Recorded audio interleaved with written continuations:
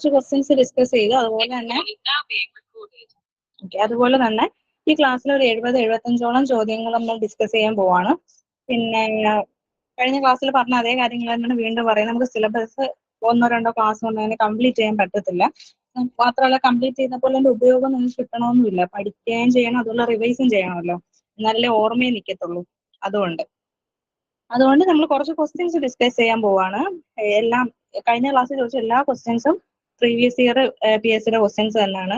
അറബിക്ക് മാത്രമല്ല 20 മാർക്കിന് ചോദിക്കുന്ന കുറെ ക്വസ്റ്റ്യൻസ് ഉണ്ടല്ലോ. അത് ജനറലും 50 മാർക്കിന് വേറെ എന്തെങ്കിലും, അതുപോലെ 20 മാർക്കിന് മാത്രം ഇതുപോലെ ജനറൽ സബ്ജക്ട് ചോദിക്കുന്ന അതിൽ നിന്നൊക്കെയാണ് നമ്മൾ ക്വസ്റ്റ്യൻസ് എടുത്തിട്ടുള്ളത്, പ്രീവിയസ് ഇയർ ക്വസ്റ്റ്യൻസ്. നമ്മൾ നേരെ ക്ലാസ്സിലോട്ട് പോകാൻ വിചാരിക്കുകയാണ്. കഴിഞ്ഞ ക്ലാസ്സിലെ പോലെ തന്നെ മാക്സിമം ക്വസ്റ്റ്യൻസ് നിങ്ങൾ ചെയ്യാൻ നോക്കുക.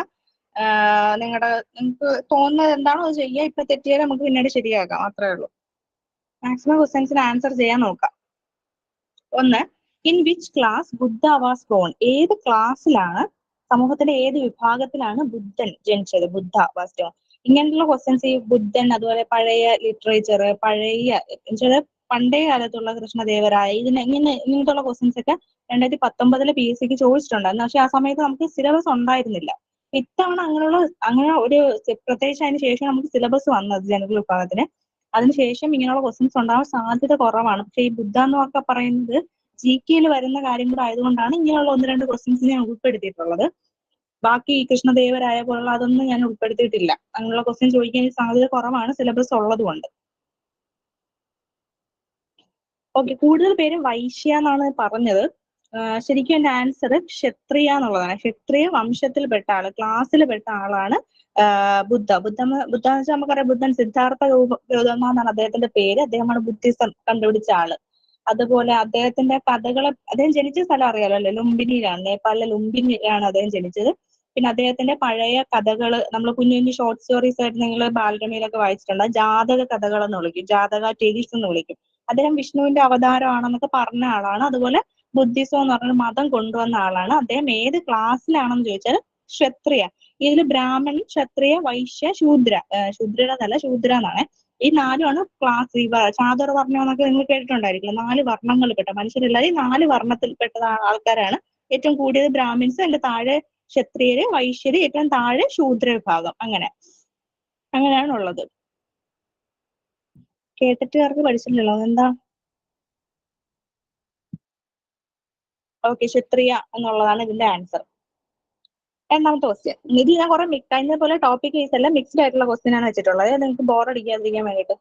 രണ്ടാമത്തെ question. The publication launch by Balagangadhara Tilak in the Marathi language. Marathi ലാംഗ്വേജില് ബാലഗംഗാധര തിലക് തുടങ്ങിയ പബ്ലിക്കേഷന്റെ പേരെന്താണ്? നിങ്ങൾക്ക് എല്ലാവർക്കും അറിയാവുന്ന ആൻസർ തന്നെ ആയിരിക്കും. പബ്ലിക്കേഷന്റെ പേര് കറക്റ്റ് ആണ്, കേസരിയാണ്. കേസരി.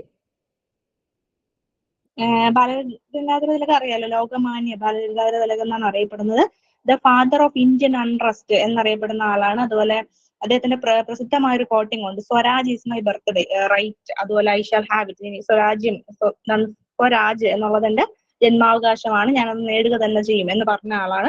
കേസരി. അദ്ദേഹത്തിന് 2 പ്രധാനപ്പെട്ട പബ്ലിക്കേഷൻസ് ഉണ്ട്. ഒന്ന് കേസരിയാണ്, അതാണ് ഇപ്പൊ ക്വസ്റ്റ്യൻ ചോദിച്ചത്. അതുപോലെ വേറെ ഒരു ചോദ്യം കൂടെ വരാം, അത് മറാത്ത എന്നാണ് അതിന്റെ പേര്. കേസരി മറാത്തി ഭാഷയിലാണ്. മറാത്ത അല്ല കേട്ടോ, മറാത്തി ഭാഷയിൽ. മറാത്തി ഭാഷയിലുള്ളത് കേസരിയാണ്. മറാത്ത എന്നുള്ളത് ഇംഗ്ലീഷ് ഭാഷയിലാണ്. Father of Indian untrust father of Indian untrust എന്നാണ് അദ്ദേഹം അറിയപ്പെടുന്നത്. Father of.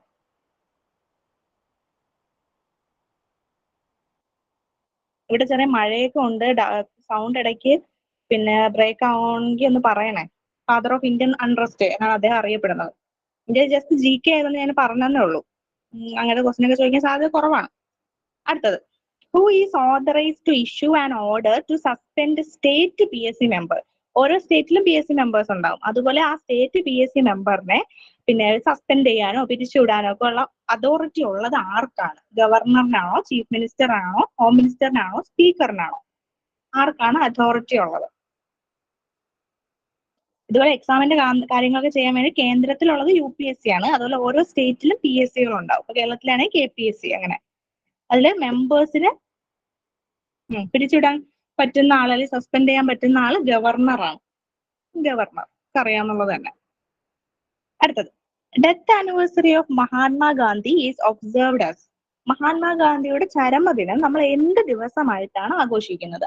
ആചരിക്കുന്നത്. മഹാത്മാഗാന്ധിയുടെ ചരമദിനം. ഇത് എല്ലാവർക്കും അറിയാവുന്ന ക്വസ്റ്റ്യൻ. GK ആണ്, എന്നാലും നമുക്ക് എക്സാം ഹാളിൽ ചെല്ലുമ്പോൾ നമുക്ക് പെട്ടെന്ന് ഒരു ഡൗട്ട് വരണ്ടല്ലോ എന്ന് വിചാരിച്ചിട്ട് ഞാൻ ഇതൊക്കെ ചേർത്തതാണ്. അറിയാവുന്ന കാര്യം തെറ്റിയാൽ നമുക്ക് ഭയങ്കര വിഷമമല്ലേ, അതുകൊണ്ട് ചേർത്തതാണ്. അതന്നെ, മാർട്ടയേഴ്സ് ഡേ ആണ്, രക്തസാക്ഷിത്വ ദിനം എന്നുള്ളത്. നമ്മൾ ഗാന്ധിജിയുടെ ബേസിക് സംഭവം ഞാൻ പറയാം. 1869 അദ്ദേഹം ജനിക്കുന്നത്. ഒക്ടോബർ 2-ാം തീയതി. ഈ ഒക്ടോബർ 2-ാം തീയതി എന്താണെന്ന് അറിയാലോ അല്ലേ? ഒക്ടോബർ 2 ഗാന്ധി ജയന്തി. ഇദ്ദേഹം മരണപ്പെട്ടത് അപ്പം ഒക്ടോബർ 2 ഗാന്ധി ജയന്തിയാണ്. ജനുവരി 30 മാർട്ടയേഴ്സ് ഡേ, രക്തസാക്ഷിത്വ ദിനമാണ്. പിന്നെ ഓപ്ഷനിൽ 2 കണ്ടോ? ഒന്ന് നാഷണൽ റീഡെഡിക്കേഷൻ ഡേ എന്ന് പറഞ്ഞ ഡേയും ഉണ്ട്, അതുപോലെ നാഷണൽ ഇന്റഗ്രേഷൻ ഡേ ഉണ്ട്. അത് എന്താണെന്ന് ഞാൻ പറയാം. റീഡെഡിക്കേഷൻ ഡേ എന്ന് വെച്ചാൽ ഒക്ടോബർ 31-നാണ്. അത് സർദാർ വല്ലഭായ് പട്ടേലുമായി ബന്ധപ്പെട്ട് അദ്ദേഹത്തിന്റെ ഒരു ഓർമ്മയ്ക്ക് വേണ്ടിയിട്ടുള്ള ദിവസമാണത്. റീഡെഡിക്കേഷൻ ഡേ എന്ന് പറയുന്നത് ഒക്ടോബർ 31-ആണ്. അത് ഒക്ടോബർ 31. അതുപോലെ ഈ നാഷണൽ ഇന്റഗ്രേഷൻ ഡേ എന്ന് വെച്ചാൽ അത് നവംബർ 19-ആണ്. എന്താണ്, ഇന്ദിരാഗാന്ധിയുടെ ബർത്ത് ആനിവേഴ്സറി പ്രധാനമായിട്ട് അതിനെ ബന്ധിപ്പിച്ചുകൊണ്ട് ആചരിക്കുന്ന ദിവസമാണ് നാഷണൽ ഇന്റഗ്രേഷൻ ഡേ. അത് നവംബർ 19-ആണ്. ഓപ്ഷനിൽ വന്നതുകൊണ്ട് പറഞ്ഞതേ ഉള്ളൂ. അടുത്തത്, the city of golden temple. Golden temple ഉള്ള സിറ്റി ഏതാണ്? സുവർണ ക്ഷേത്രമുള്ള സിറ്റി അമൃത്സർ ആണോ, ഡൽഹി ആണോ, മധുരയാണോ, ഭുവനേശ്വർ ആണോ? ഗോൾഡൻ ടെമ്പിൾ, സുവർണ ക്ഷേത്രമുള്ളത്. അറിയാം, ഞാൻ പെട്ടെന്ന് തെറ്റണ്ടാന്ന് വിചാരിച്ചു കൊടുത്തതാണ്. അമൃത്സർ ആണ്, പഞ്ചാബിലാണ്. അടുത്തത്, the major part of the western Ghats lies in the state of. നമ്മുടെ വെസ്റ്റേൺ ഗട്ട്സ് ഒന്നും ഇപ്പോൾ ഉള്ള നമ്മുടെ സിലബസിനകത്ത് ഇല്ല. GK എന്നുള്ള ചോദ്യമായിട്ട് ചോദിക്കാൻ അവർക്ക് GK എന്ന് വെച്ചിട്ട് അവര് എന്തുവേണം അവർക്ക് ചോദിക്കാം. അങ്ങനെ അവസ്ഥ ഉണ്ട്. അതുകൊണ്ട് നമുക്ക് പഴയ അർത്ഥത്തിലാണ്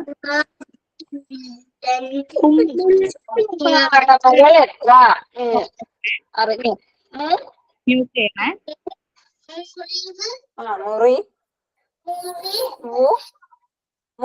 ഒരക്ഷര വയസ്സ് കിട്ടാൻ.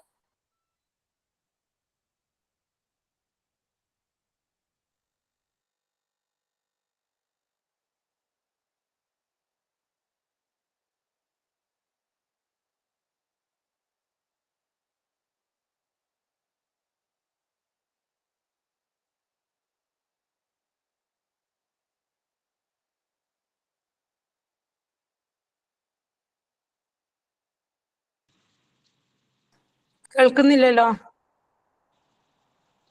സോറി. Okay, sorry. അയാളടുത്ത് ഞാൻ മ്യൂട്ടാക്കാൻ പറഞ്ഞിട്ട് ഞാൻ എന്റേത് മ്യൂട്ടാക്കി. ഓക്കെ, വെസ്റ്റേൺ ഗട്ടിന്റെ ഒരു ചിത്രം അവിടെ കൊടുത്തിട്ടുണ്ട്. നമുക്കറിയാം കേരളം, തമിഴ്നാട്, കർണാടക, മഹാരാഷ്ട്ര ഈ ഭാഗത്തോട്ടൊക്കെ ഇതുണ്ട്. പക്ഷെ ഏറ്റവും കൂടുതൽ ഏത് ഭാഗത്താണെന്നാണ് ക്വസ്റ്റ്യൻ ചോദിച്ചത്. അത് കർണാടകയിലാണ്. ചിത്രം കാണാൻ നമുക്ക് മനസ്സിലായെന്ന് വിചാരിക്കുകയാണ്. വെസ്റ്റേൺ ഗട്ട്സ് പശ്ചിമഘട്ടം മലനിരകളില്ലേ, അത് തന്നെ. അടുത്ത question, be proud that you are an Indian, proudly claim that I am an Indian, every Indian is my mother. നിങ്ങളൊരു ഇന്ത്യൻ ആണ് എന്നതിൽ നിങ്ങൾ പ്രൗഡ് ആവുക. അതുപോലെ പ്രൗഡായിട്ട് എപ്പോഴും പറയാം, ഞാൻ ഇന്ത്യൻ ആണ്, എല്ലാ ഇന്ത്യക്കാരും എന്റെ സഹോദരനാണ് എന്ന് പറയാൻ പറഞ്ഞ ആളാരാണ്? ഗാന്ധിജി ആണോ, വിവേകാനന്ദയാണോ, ദയാനന്ദ സരസ്വതി ആണോ, ബാലഗംഗാധര തിലകാണോ? Be proud that you are an Indian, proudly claim that I am an Indian and every Indian is my brother. അതാരാണ് എന്നൊക്കെ ഓപ്ഷനിൽ ഇട്ടത്? D വരെ ഉള്ളു കേട്ടോ നമുക്ക് ഓപ്ഷൻ.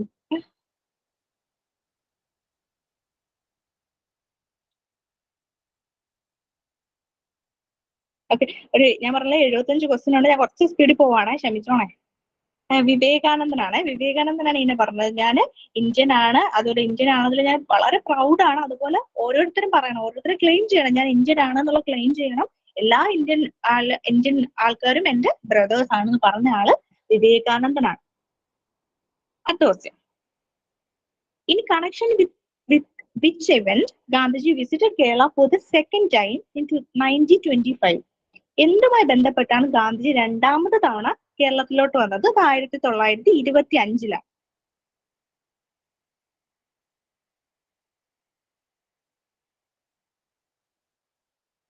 ഓക്കെ, വൈക്കം സത്യാഗ്രഹവുമായി ബന്ധപ്പെട്ടാണ് ഗാന്ധിജി 5 തവണയാണ് കേരളത്തിൽ വന്നിട്ടുള്ളത്. 5 തവണത്തെ കാര്യം നിങ്ങളൊന്ന് ഓർത്ത് വെച്ചേക്കണം. ഞാനൊന്ന് വേഗത്തിൽ പറയുകയാണ്, സമയമില്ലാത്തതുകൊണ്ടാണ്. ഒന്നാമത് വന്നത് ഖിലാഫത്ത് പ്രസ്ഥാനത്തിന്റെ പ്രചരണമായിട്ട്, ഖിലാഫത്ത് മൂവ്മെന്റിന്റെ പ്രചരണമായിട്ട് ബന്ധപ്പെട്ട് വന്നതാണ്. അത് 1920-ലാണ്. 1920-ലാണ് വന്നത്. മലബാറിലോട്ടാണ് വന്നത്. രണ്ടാമത് വന്നത് വൈക്കം സത്യാഗ്രഹവുമായി ബന്ധപ്പെട്ടാണ്. 1925-ലാണ് വന്നത്. ആ സമയത്താണ് ശ്രീനാരായണ ഗുരുവിനെ വർക്കല വെച്ച് അദ്ദേഹം കാണപ്പെടുന്നത്. അപ്പൊ രണ്ടാമത്തെ തവണ ഗാന്ധിജി കേരളത്തിലോട്ട് വന്നപ്പോഴാണ് ശ്രീനാരായണ ഗുരുവിനെ വർക്കല വെച്ച് കാണുന്നത്. മൂന്നാമത്തെ തവണ വന്നത് പിന്നെ തെക്കേ ഇന്ത്യൻ പര്യടനവുമായി ബന്ധപ്പെട്ട ആണ് വന്നത്. അൺടച്ചബിലിറ്റിയെ പറ്റി സംസാരിക്കാനൊക്കെ ആണ് വന്നത്. 1927-ലാണ്. അപ്പൊ 20, 25, 27 പഠിച്ചോണം ഇപ്പോഴേ. 20, 25, 27. പിന്നെ നാലാമത്തെ തവണ വന്നത് മലബാർ കലാപവുമായിട്ടൊക്കെ ബന്ധപ്പെട്ട് പിന്നെ എന്താണ് ഫണ്ട് പിരിക്കാൻ വേണ്ടിയിട്ടൊക്കെയാണ്. അതായത് ഐറ്റം എന്താണ് അതുമായി ബന്ധപ്പെട്ട് കഷ്ടപ്പെടുന്ന ആൾക്കാർക്ക് വേണ്ടിയിട്ട്, അടിച്ചമർത്തപ്പെട്ടവർക്ക് വേണ്ടിയിട്ടൊക്കെ ഹരിജൻ ഫണ്ട് എന്നൊക്കെ പറഞ്ഞ ഫണ്ട് പിരിക്കാൻ വേണ്ടിയിട്ട് അദ്ദേഹം കേരളത്തിൽ വന്നത്. അതിന്റെ ഭാഗമായിട്ട് കേരളത്തിൽ വന്നത് 1934-ലാണ്. ആ സമയത്താണ് ഒരു പ്രത്യേക സംഭവം ഉണ്ടായത്. എന്ത്, കൗമുദി ടീച്ചർ, ഇദ്ദേഹം ഗാന്ധിജി എന്നിങ്ങനെ പ്രസംഗിച്ച സമയത്ത് കൗമുദി ടീച്ചർ എന്ന് പറയുന്നത് നമ്മള് പിന്നെ എന്താണ് ഏതിനാണ് ലീഡേഴ്സ് ഓഫ് റിനൈസൻസ് എന്ന് പറഞ്ഞ നമ്മുടെ സിലബസിന്റെ പാർട്ടിൽ നമ്മൾ പഠിക്കുന്ന ഒരാളാണ് കൗമുദി ടീച്ചർ. കൗമുദി ടീച്ചർ എന്ത് ചെയ്തു, തന്റെ കയ്യിലുണ്ടായിരുന്ന സ്വർണ്ണാഭരണങ്ങൾ ഊരി ഗാന്ധിജിക്ക് കൊടുത്തു. അവരത്രയും അതിനോട് ഭയങ്കര എന്താണ് ഇഷ്ടം തോന്നിയിട്ട് സ്വർണ്ണാഭരണങ്ങളെല്ലാം ഊരി ഗാന്ധിജിക്ക് കൊടുത്തു. അപ്പൊ ഈ ഗാന്ധിജിക്ക് ഭയങ്കര ഒരു സന്തോഷം തോന്നി. അപ്പൊ ഇദ്ദേഹം എന്ത് ചെയ്തു, അദ്ദേഹത്തിന്റെ മാസികയാണ് ഹരിജൻ മാസിക. അപ്പൊ ആ ഹരിജൻ മാസികയിൽ ഇദ്ദേഹം ഇതിനെ പറ്റിയിട്ട് ഒരു ലേഖനം എഴുതി. കൗമുദി കാ ത്യാഗ്, കൗമുദിയുടെ ത്യാഗം എന്ന പേരിൽ ഹിന്ദിയിലൊരു ഹരിജൻ മാസികയിൽ ഒരു ലേഖനം എഴുതി. ഇങ്ങനെ കൗമുദി ടീച്ചർ ഇങ്ങനെ കണ്ടപ്പോഴും സ്വർണ്ണാഭരണം ഇങ്ങനെ കൊടുത്ത കാര്യമൊക്കെ പറഞ്ഞിട്ട്. അങ്ങനെയാണ് നാലാമത്തെ തവണ, അതുമായി ബന്ധപ്പെട്ടാണ് നാലാമത്തെ തവണ. അഞ്ചാമത്തെ തവണ ക്ഷേത്രപ്രവേശന വിളംബരമൊക്കെ നടന്നതിന് ശേഷം എന്താണ് 1937. അപ്പൊ 5 തവണ വന്നിട്ടുണ്ട്. 20, 25, 27. 20, 25, 27. പിന്നെ 34, 37. 20, 25, 27, 34, 37. ഇപ്പൊ തന്നെ പഠിച്ചോണേ. 20 എപ്പോഴും ചോദിക്കുന്ന കേട്ടോ ഇത്. 20, 25, 27, പിന്നെ 34, 37. ഓക്കെ, അടുത്ത question. Which river was called the channel in India separated the British and French occupied territories? കേരളത്തിലെ അല്ലെങ്കിൽ ഇന്ത്യയിലെ ബ്രിട്ടീഷ് ടെറിട്ടറീസും ഫ്രഞ്ച് occupied ടെറിട്ടറീസിനെ തമ്മിൽ സെപ്പറേറ്റ് ചെയ്യുന്ന ഭാഗത്തിനെ ഇംഗ്ലീഷ് ചാനൽ എന്ന് വിളിച്ചത് ഏത് റിവറിനെയാണ്? ഇത് സ്ഥിരം ചോദിക്കുന്ന ക്വസ്റ്റ്യൻ ആണ്. ഇനി ചോദിക്കുമെന്ന് അറിയത്തില്ല, കാരണം ചോദിച്ച് തളർന്ന ക്വസ്റ്റ്യൻ ആണ്. എന്നാലും നമുക്ക് വേണ്ടിയിട്ട് നമുക്ക് കുറച്ച് എളുപ്പമാവട്ടെ എന്ന് വിചാരിച്ചാൽ അവർ ചോദിച്ചാൽ നമുക്ക് തെറ്റിപ്പോരുതല്ലോ, അതുകൊണ്ടാണ് കൊടുത്തത്. മയ്യഴിപ്പുഴയാണ്, നമുക്കറിയാം മയ്യഴിപ്പുഴയാണ്. അടുത്തത്, the southern most sanctuary in Kerala. കേരളത്തിലെ ഏറ്റവും സദേൺ ഭാഗത്തുള്ള, തെക്ക് ഭാഗത്തുള്ള സാങ്ച്വറി ഏതാണ്? സാങ്ച്വറി പേപ്പാറയാണോ, നെയ്യാറാണോ, ചെന്തുരണിയാണോ, നൺ ഓഫ് ദീസ് ആണോ?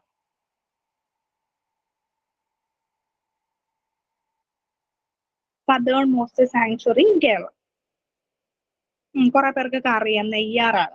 ഞാൻ ഇത് ഓർത്തിരിക്കുന്നത്, എന്റെ കൂടെ നിന്ന് കേട്ട് നിങ്ങൾ പേടിക്കുകയും ചെയ്യരുത്. ഞാനിത് എന്റെ ഒരു ഓർമ്മയില്ല. അപ്പൊ നിങ്ങൾക്ക് എന്തുകൊണ്ടെങ്കിലും വേറെ എന്തെങ്കിലുമൊക്കെ കണക്ട് ചെയ്യാൻ പറ്റുമെങ്കിൽ നിങ്ങൾ അങ്ങനെ ചെയ്ത് വെച്ചേക്കാം. ഞാനിത് ആലോചിക്കുന്നതെന്ന് വെച്ചാൽ, ഇപ്പൊ കേരളത്തിന്റെ ഒരു മാപ്പ് ഇങ്ങനെ എടുത്താൽ കുറച്ച് നെയ്യ് ഒഴിക്കണം എന്ന് വിചാരിച്ചോ മുകളിലോട്ട്. അതിന്റെ ഈ താഴോട്ട് ഇങ്ങനെ ഒഴുകി വരും. നെയ്യുടെ സ്വഭാവം അറിയാതെ, ഒരു കൺസിസ്റ്റൻസി അറിയാമല്ലോ, ലിക്വിഡ് കൺസിസ്റ്റൻസി. അപ്പൊ നെയ്യ് ഇങ്ങനെ ഒഴിക്കുമ്പോൾ താഴോട്ട് തെക്കൻ ഭാഗത്തോട്ട് ഇങ്ങനെ ഒഴുകി വരും. നമുക്ക് ഒരു മാപ്പ് എടുത്ത് ഫ്രണ്ടിൽ വെച്ചാൽ മുകളിലോട്ട് വടക്ക്, താഴോട്ട് തെക്കാന്ന് നിങ്ങൾക്ക് അറിയാമെന്ന് വിചാരിക്കുന്നത്. അതിന്റെ ബേസിക് ആയിട്ട് ഉണ്ടെങ്കിൽ മനസ്സിലാവത്തുള്ളൂ. താഴോട്ട് തെക്ക്, വലതു ഭാഗം കിഴക്കാണ്, ഇടതു ഭാഗം പടിഞ്ഞാറാണ്. അങ്ങനെയാണ് നമ്മൾ മാപ്പ് നോക്കുക. മാപ്പിൽ ഇങ്ങനെ നമ്മൾ നോർത്ത് ഈസ്റ്റ് അത് അടയാളപ്പെടുത്തുന്ന അറിയാമല്ലോ. അപ്പൊ നെയ്യ് ഇങ്ങനെ മുകളിൽ വെച്ച് എന്ത് ചെയ്യും, താഴോട്ട് ഇങ്ങനെ. അപ്പൊ ഏറ്റവും താഴെയുള്ള സദേൺ മോസ്റ്റിലുള്ള സാങ്ച്വറി ഏതെന്ന് ചോദിച്ചാൽ നെയ്യാറാണ്. നെയ്യാറ് എങ്ങനെയും ഓർത്ത്, നിങ്ങളിപ്പോ തമാശ പോലെയൊക്കെ നിങ്ങൾക്ക് തോന്നുമെങ്കിൽ എക്സാമിന്റെ സമയത്ത് ചിലപ്പോ ഈ സെയിം ക്വസ്റ്റ്യൻ ചോദിച്ചാൽ നിങ്ങൾക്ക് ഓപ്ഷൻ കണ്ടാൽ പെട്ടെന്ന് ഓർമ്മ വരും. നമ്മൾ ക്ലാസ്സിലൊക്കെ ഇങ്ങനെയല്ലേ, ടീച്ചർ പറയുന്ന പോയിന്റ് ഒന്നും ഓർമ്മ കാണത്തില്ല, ആ സമയത്ത് കാണിച്ചാൽ കോമഡി ഒക്കെ ആണെങ്കിൽ ഓർമ്മയാണ്, അതുകൊണ്ട് പറഞ്ഞല്ലോ. അടുത്തത്, ഇതൊരു സിനിമ കണ്ടാൽ ഈ ക്വസ്റ്റ്യൻ ആൻസർ ചെയ്താം. Who led Manhattan project to make the first atom bomb? ആദ്യത്തെ ആറ്റം ബോംബ് നിർമ്മിക്കാനുള്ള മാൻഹട്ടൻ പ്രോജക്ട് എന്ന് പറയുന്ന പ്രോജക്ട് ലീഡ് ചെയ്ത ആളിന്റെ പേരെന്താണ്? ഈ കഴിഞ്ഞ വർഷം ഇറങ്ങിയൊരു സിനിമയാണ്, കണ്ടാലേ എനിക്കറിയാം. Manhattan project.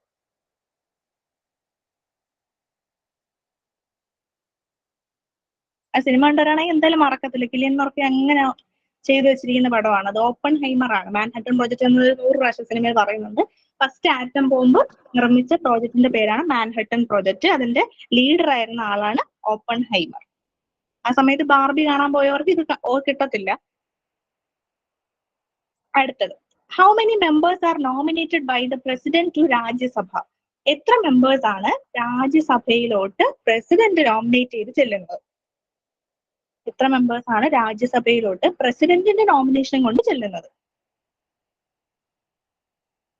ചിലർക്ക് കറക്റ്റ് ആൻസർ അറിയാന്നുള്ളത് ബി എന്ന് ടൈപ്പ് ചെയ്യാൻ പോലും 12 എന്ന് പറഞ്ഞാൽ ടൈപ്പ് ചെയ്യാണ്. ഓക്കെ, കോൺഫിഡൻസ് കൊള്ളാം നിങ്ങളുടെ. അതായത് തെറ്റരുത് കേട്ടോ. അത് ഒരു കാര്യം തെറ്റിക്കരുത്. നമുക്ക് നെഗറ്റീവ് മാർക്ക് നമ്മൾ അത്രയും അഫക്ട് ചെയ്യുന്ന കാര്യമാണ്. നിങ്ങൾക്ക് അറിയാന്ന് തോന്നിയാലും 4 ഓപ്ഷൻ ഒന്നുകൂടെ ഒന്ന് വായിച്ചു നോക്കണേ. എനിക്കൊരു ഇപ്പൊ ക്വസ്റ്റ്യൻ വായിക്കുമ്പോൾ എനിക്ക് അറിയാം ഇതിന്റെ ആൻസർ എനിക്ക് അറിയാമെന്ന്. എന്നാലും 1, 2, 3 ഓപ്ഷൻ വാങ്ങിച്ച് രണ്ടാമതായിരിക്കും ശരിയായ ഉത്തരം. അത് കണ്ടിട്ട് പക്ഷെ 4ാമത്തെ ഓപ്ഷൻ വായിക്കാതെ വിടരുത്. നെഗറ്റീവ് മാർക്ക് PSC നമ്മൾ തെറ്റിക്കാൻ ഉദ്ദേശിക്കുന്നതുകൊണ്ട് 4 ഓപ്ഷൻ എപ്പോഴും വായിച്ചിട്ട് ആൻസർ ചെയ്യാം, എത്ര അറിയാവുന്ന ക്വസ്റ്റ്യൻ ആണെങ്കിൽ. 12 ആണ് കറക്റ്റ് ആൻസർ. നമുക്കറിയാം രാജ്യസഭയിൽ മൊത്തം 245 245 മെമ്പേഴ്സ് ആണ് ഉള്ളത്. അതിൽ 233 പേര് ഓരോ സ്റ്റേറ്റിന്റെ റെപ്രസെന്റേറ്റീവ്സ് ആണ്. ബാക്കി 12 പേര് പ്രസിഡന്റ് നോമിനേറ്റ് ചെയ്ത ആൾക്കാരാണ്. ഓക്കെ, ടോട്ടൽ 245 പേരുണ്ട്. അതിന് 12 കുറച്ചാൽ മതി. 12 നോമിനേറ്റഡ് പ്രസിഡന്റ് നോമിനേറ്റ് ചെയ്യുന്ന ആൾക്കാരാണ്. ബാക്കി 233 പേര് ഓരോ സ്റ്റേറ്റിന്റെ റെപ്രസെന്റേറ്റീവ്സ് ആണ്. ഈ 12 പേരുടെ ഞാൻ ലിസ്റ്റ് ഞാൻ നോക്കിയായിരുന്നു. ആ നോക്കിയ സമയത്ത് അതിൽ ഇമ്പോർട്ടന്റ് എന്ന് എനിക്ക് തോന്നിയ 4 പേരുടെ ആൾക്കാരുടെ കാര്യം ഞാനിപ്പോ പറയുകയാണ്. കാരണം അത് ചിലപ്പോൾ ചോദിക്കാൻ സാധ്യതയുണ്ടെന്ന രീതിയിലാണ്. ബാക്കി അത്ര പേര് അത്ര അങ്ങനെ ഇമ്പോർട്ടന്റ് ആയിട്ടുള്ള ആൾക്കാരല്ല. ഒന്ന് സൊണാൽ മാൻസിംഗ് ആണ്. സൊണാൽ എന്ന് വെച്ചാൽ അവരൊരു ഭരതനാട്യം നർത്തകിയാണ്. സൊണാൽ മാൻസിംഗ്. രണ്ടാമത്തെ ആൾ മലയാളിയാണ്, PT ഉഷയാണ്, സ്പോർട്സിൽ നിന്ന് എടുത്ത ആളാണ്. പിന്നെ സുരേഷ് ഗോപി അല്ല കേട്ടോ, സുരേഷ് ഗോപി. പിന്നെ മൂന്നാമത്തെ ഇളയരാജയാണ്. ഇളയരാജ മ്യൂസിക്കിന്റെ ഭാഗത്ത് നിന്ന് എടുത്ത ഇളയരാജയുണ്ട്. പിന്നെ 4ാമത്തെ ആളിനെ അറിയാം, സുധാമൂർത്തി. അറിയത്തില്ല? ഇൻഫോസിസിന്റെ നാരായണമൂർത്തിയുടെ നിങ്ങൾ പ്രസംഗമൊക്കെ ഇടയ്ക്ക് യൂട്യൂബിലൊക്കെ നിങ്ങൾ കണ്ടിട്ടുണ്ടായിരിക്കും. സുധാമൂർത്തി അവരുടെ എഡ്യൂക്കേഷൻ ഭാഗത്ത് നിന്ന് എടുത്ത. ഓക്കെ, 4 പേര് എനിക്ക് ഇമ്പോർട്ടന്റ് തോന്നിയ 4 പേരാണ്. നിങ്ങൾക്ക് 12 പേരെ ഒന്ന് നോക്കണമെന്നുണ്ടെങ്കിൽ ഒന്നാമത്തെ ആളെ പേരൊന്ന് വ്യക്തമാക്കി ടീച്ചറെ.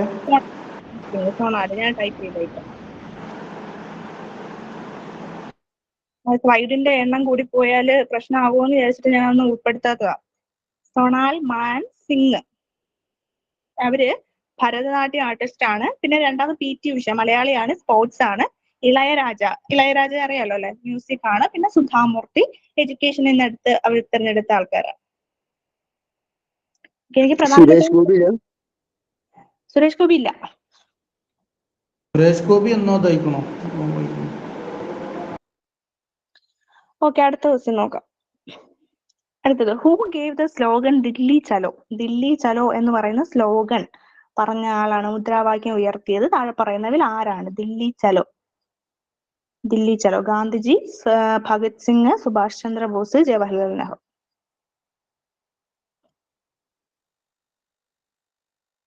അറിയാം, സുഭാഷ് ചന്ദ്രബോസ് ആണ്. അടുത്തത്, ഹൂ ഓതേർഡ് പഞ്ചതന്ത്ര കഥകൾ? നിങ്ങൾ കേട്ടിട്ടുണ്ടായിരിക്കുമല്ലോ, വായിച്ചിട്ടുണ്ടായിരിക്കും പഞ്ചതന്ത്ര കഥകളൊക്കെ. അത് ആരെഴുതിയ കഥകളെയാണ് പഞ്ചതന്ത്ര കഥകൾ എന്നറിയപ്പെട്ടത്? വിഷ്ണുഗുപ്തനാണോ, വിഷ്ണു ശർമ്മയാണോ, കാളിദാസനാണോ, ഭാസയാണോ?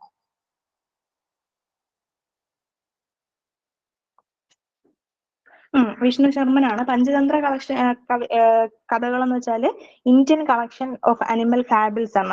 അതായത് അനിമൽസ് ആണ് അതിലെ ക്യാരക്ടേഴ്സ് ആയിട്ട് വരുന്നത്. ഇത് എഴുതിയത് വിഷ്ണു ശർമ്മ ഏത് ഭാഷയിലാണ്? സംസ്കൃതം ഭാഷയിലാണ് എഴുതിയത്. ഈ സംസ്കൃതം ഭാഷയിൽ നിന്നുള്ള ഈ ചെറിയ ചെറിയ കഥകൾ എന്ത് ചെയ്തു? എല്ലാവരും അവർക്ക് ഇഷ്ടമുള്ള രീതിയിൽ അവരുടെ ഭാഷയിലോട്ട് ട്രാൻസ്ലേറ്റ് ചെയ്തു.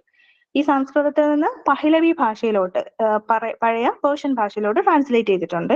ഈ സെയിം സാധനം അറബിയിലോട്ടും വന്നിട്ടുണ്ട്. അത് കലീലാവതിംന എന്നാണ് അതിന്റെ പേര്. അതിന് ചെയ്ത ആള് ഇബ്നു മുഖഫ ആണ്, നമുക്കറിയാം. സംസ്കൃതം, പഹ്ലവി, പിന്നെ അവിടെ നിന്ന് അറബി, കലീലാവതിംന, ഇബ്നു മുഖഫ. പഞ്ചതന്ത്രയുടെ പേര് മറന്നതല്ലേ, വിഷ്ണു ശർമ്മ. അടുത്തത്, reserve bank of India which was started in 1935 nationalised in? Reserve bank of India തുടങ്ങിയത് 1935 നമുക്ക് സ്വാതന്ത്ര്യം കിട്ടുന്നതിന് മുമ്പാണ്. അത് നാഷണലൈസ് ചെയ്തത്, ഇന്ത്യയുടെ ഭാഗമാക്കിയത് ഏത് വർഷമാണ്?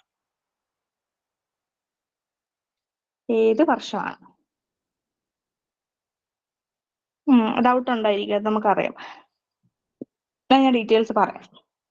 വർഷം 1949 RBI 1935 ഏപ്രിൽ 1 തന്നെ അത് തുടങ്ങിയിട്ടുണ്ട് പ്രവർത്തനം. പക്ഷെ അത് നാഷണലൈസ് ചെയ്ത് ഇന്ത്യയുടെ ഭാഗമാക്കിയത് 1949 1947 നമുക്ക് സ്വാതന്ത്ര്യം കിട്ടി. അപ്പൊ നമുക്ക് കുറച്ച് സമയം വേണമല്ലോ. സ്വാതന്ത്ര്യം കിട്ടിയ സമയത്ത് തന്നെ ഇഷ്ടംപോലെ പ്രശ്നങ്ങൾ ഉണ്ടായിരുന്നു. പാകിസ്ഥാന്റെ ഡിവിഷൻ, അതുപോലെ അല്ലാതെ പല നാടുകള്, പല രാജാക്കന്മാർ ഭരിച്ച സ്ഥലങ്ങൾ. അപ്പൊ അതിനൊക്കെ ഒന്ന് ഒന്നിച്ചു നിർത്താൻ കുറെ സമയം എടുക്കുമല്ലോ. അപ്പൊ ഒരു 2 വർഷം കഴിഞ്ഞിട്ടാണ് എന്ത് ചെയ്തത്, റിസർവ് ബാങ്ക് പൈസയുടെ കാര്യമൊക്കെ പിന്നീടല്ലേ തീരുമാനിക്കുക. സോറി 2 വർഷം കഴിഞ്ഞിട്ടാണ് എന്ത് ചെയ്യുന്നത്, നാഷണലൈസ് ചെയ്യുന്നത് RBI. ഇതിന് RBIയുടെ ഫസ്റ്റ് ഗവർണർ ആയിരുന്ന ആള് ഓസ്ബോൺ സ്മിത്ത് എന്ന് പറയുന്ന ഒരാളാണ്. അദ്ദേഹം ബ്രിട്ടീഷുകാരനാണ്. അതൊന്ന് പഠിക്കണ്ട, ഞാൻ പറയുന്നതേ ഉള്ളൂ. നിങ്ങൾക്ക് ഒന്ന് ഐഡിയ കണക്ഷൻ കിട്ടാൻ വേണ്ടി ഞാൻ പറയുന്നതേ ഉള്ളൂ. ഫസ്റ്റ് ഗവർണർ ആയിരുന്ന ആള് ഓസ്ബോൺ സ്മിത്ത് ആണ്. അത് 1935 ആ സമയത്ത്, നമുക്ക് സ്വാതന്ത്ര്യം കിട്ടുന്നതിന് മുമ്പ്. അത് കഴിഞ്ഞിട്ട് ആദ്യത്തെ ഇന്ത്യൻ ഗവർണർ ആരായിരുന്നു എന്ന് ചോദിച്ചാൽ അത് CD ദേശ്മുഖ് എന്ന് പറയുന്ന ആളാണ്. CD ദേശ്മുഖ്. പക്ഷെ അദ്ദേഹവും അതും സ്വാതന്ത്ര്യത്തിന് മുമ്പാണ്. അദ്ദേഹം ഇന്ത്യക്കാരനായിരുന്നു, പക്ഷെ അതും സ്വാതന്ത്ര്യത്തിന് മുമ്പാണ്. 1943 CD ദേശ്മുഖ് പിന്നെ RBIയുടെ ഗവർണർ ആവുന്നത്. ഓക്കെ, ഞാൻ പറഞ്ഞതേ ഉള്ളൂ. പിന്നെ 1949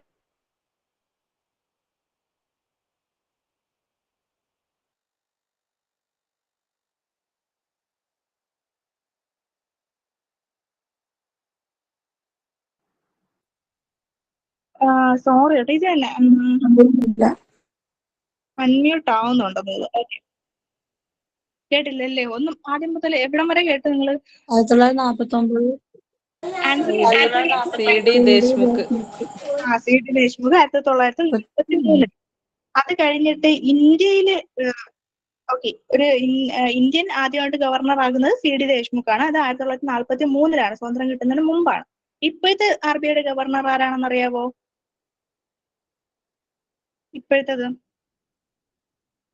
ഉർജിത് പട്ടേൽ. ഉർജിത് പട്ടേൽ മാറി. ഇപ്പോഴത്തെ ആളുടെ പേര് ശക്തികാന്ത ദാസ് എന്നാണ്. ശക്തികാന്ത ദാസ്.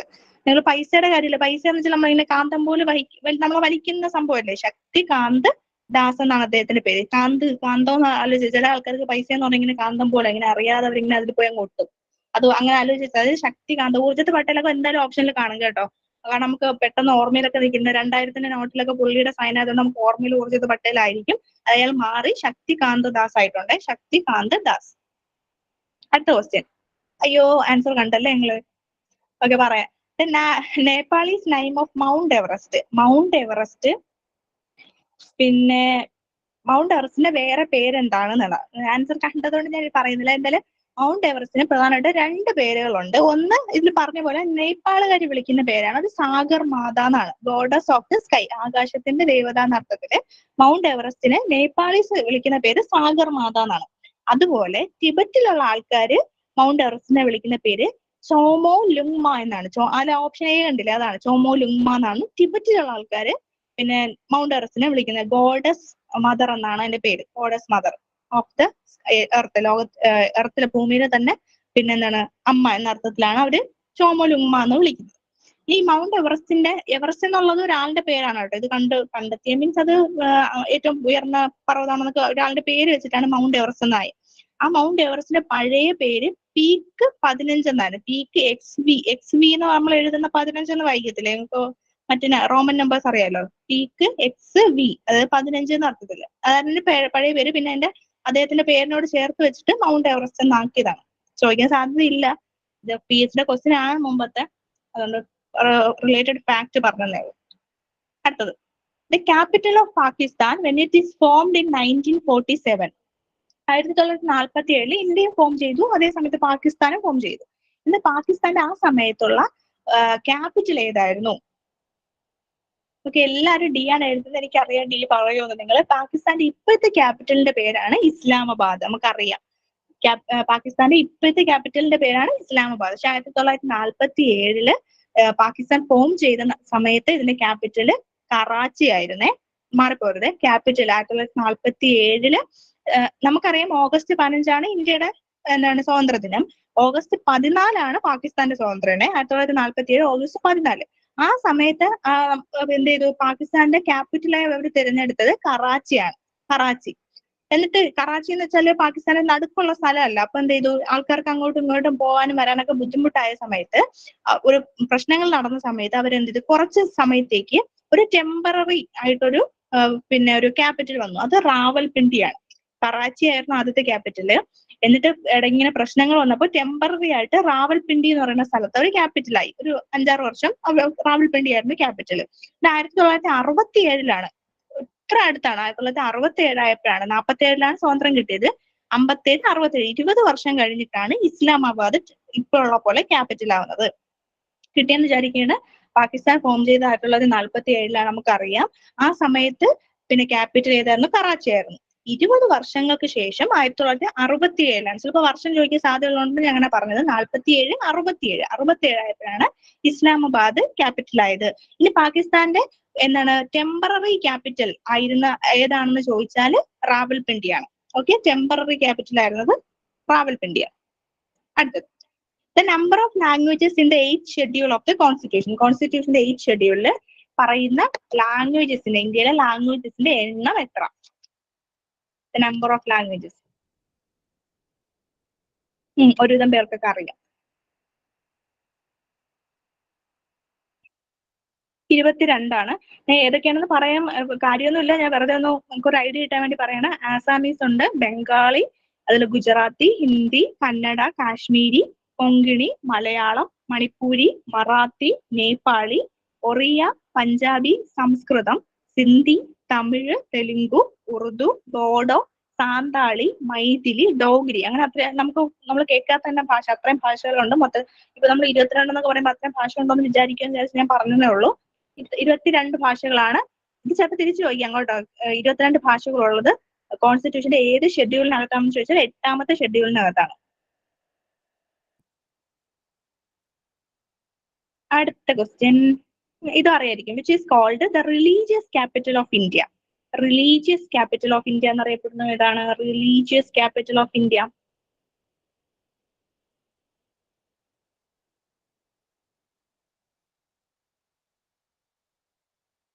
അതെ, വാരാണസിയാണ്. നമുക്കറിയാവുന്ന കാര്യം തന്നെ. വാരാണസിയാണ് റിലീജിയസ് ക്യാപിറ്റൽ ഓഫ് ഇന്ത്യ എന്നറിയപ്പെടുന്നത്. അടുത്തത്, the viceroy when the partition of Bengal was repealed in 1911. Question ശ്രദ്ധിച്ച് വായിക്കണേ. 1911 ബംഗാൾ വിഭജനം റദ്ദാക്കിയ സമയത്തെ വൈസ്രോയി ആരായിരുന്നു? ബംഗാൾ വിഭജനം റദ്ദാക്കിയ സമയത്ത് വൈസ്രോയി ആരായിരുന്നു?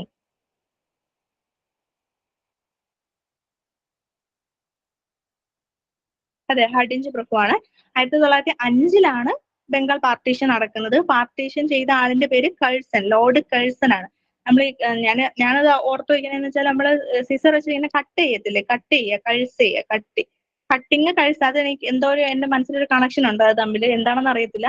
ഇങ്ങനെ കട്ട് ചെയ്യാന്നൊരു അർത്ഥത്തില് പിന്നെ ബംഗാളിനെ പാർട്ടീഷൻ ചെയ്തത് കഴ്സൺ പ്രഭുവാണ്, ലോർഡ് കഴ്സൺ, കഴ്സൺ.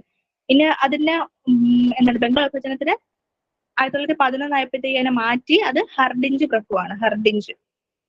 ഒരു കാര്യം ഇങ്ങനെ നമ്മൾ ഒരു കാര്യം മുറിച്ചാൽ അത് തിരിച്ചു വെക്കാൻ ഭയങ്കര പാടാണ്, ഹാർഡാണ് അല്ലെ? ഒരു സാധനം നമ്മളിപ്പോ ഒരു തുണി ഇങ്ങനെ മുറിച്ചു, പക്ഷെ നമുക്ക് മുറിക്കാൻ നല്ല എളുപ്പമാണ്. ആ സാധനം തിരിച്ചിങ്ങനെ തയ്ച്ചിങ്ങനെ കൂട്ടി വെക്കാൻ ഭയങ്കര പാടല്ലേ? Hard, English hard. ഹഡിഞ്ച് പ്രഭുവാണ് അത് തുന്നി ചേർത്ത ആള്. അങ്ങനെ വിളിച്ചത്. ഞാനത് രണ്ടും നമ്മൾ ഈ തയ്യലുമായി ബന്ധപ്പെട്ട് അങ്ങനെയാണ് ഞാൻ കണക്ട് ചെയ്ത് വെച്ചിരിക്കുന്ന. കട്ട് ചെയ്യുക, അതാണ് Curzon Prabhu. Partition of Bengal cut ചെയ്ത ആള് കഴ്സൺ പ്രഭുവാണ് 1905. അതാണ് തിരിച്ചൊരു കാര്യം മുറിക്കാൻ എളുപ്പമാണ്, പക്ഷെ അതിന് കെട്ടി ഇങ്ങനെ ഒരുമിച്ച് വെക്കാന് ബുദ്ധിമുട്ടാണ്. അപ്പൊ അത് ഹാർഡാണ്. അത് 1911 ആ പണി ചെയ്ത ആള് ഹർഡിഞ്ച് പ്രഭുവാണ്. ഹാർഡായിട്ടുള്ള ജോലി ചെയ്ത ആള് ഹർഡിഞ്ച് പ്രഭുവാണ്. ഹർഡിഞ്ച് സെക്കൻഡ് എന്നാണ് അദ്ദേഹത്തിന്റെ പേര്.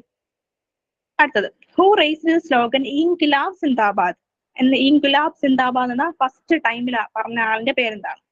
ഇൻക്വിലാബ് സിന്ദാബാദ്.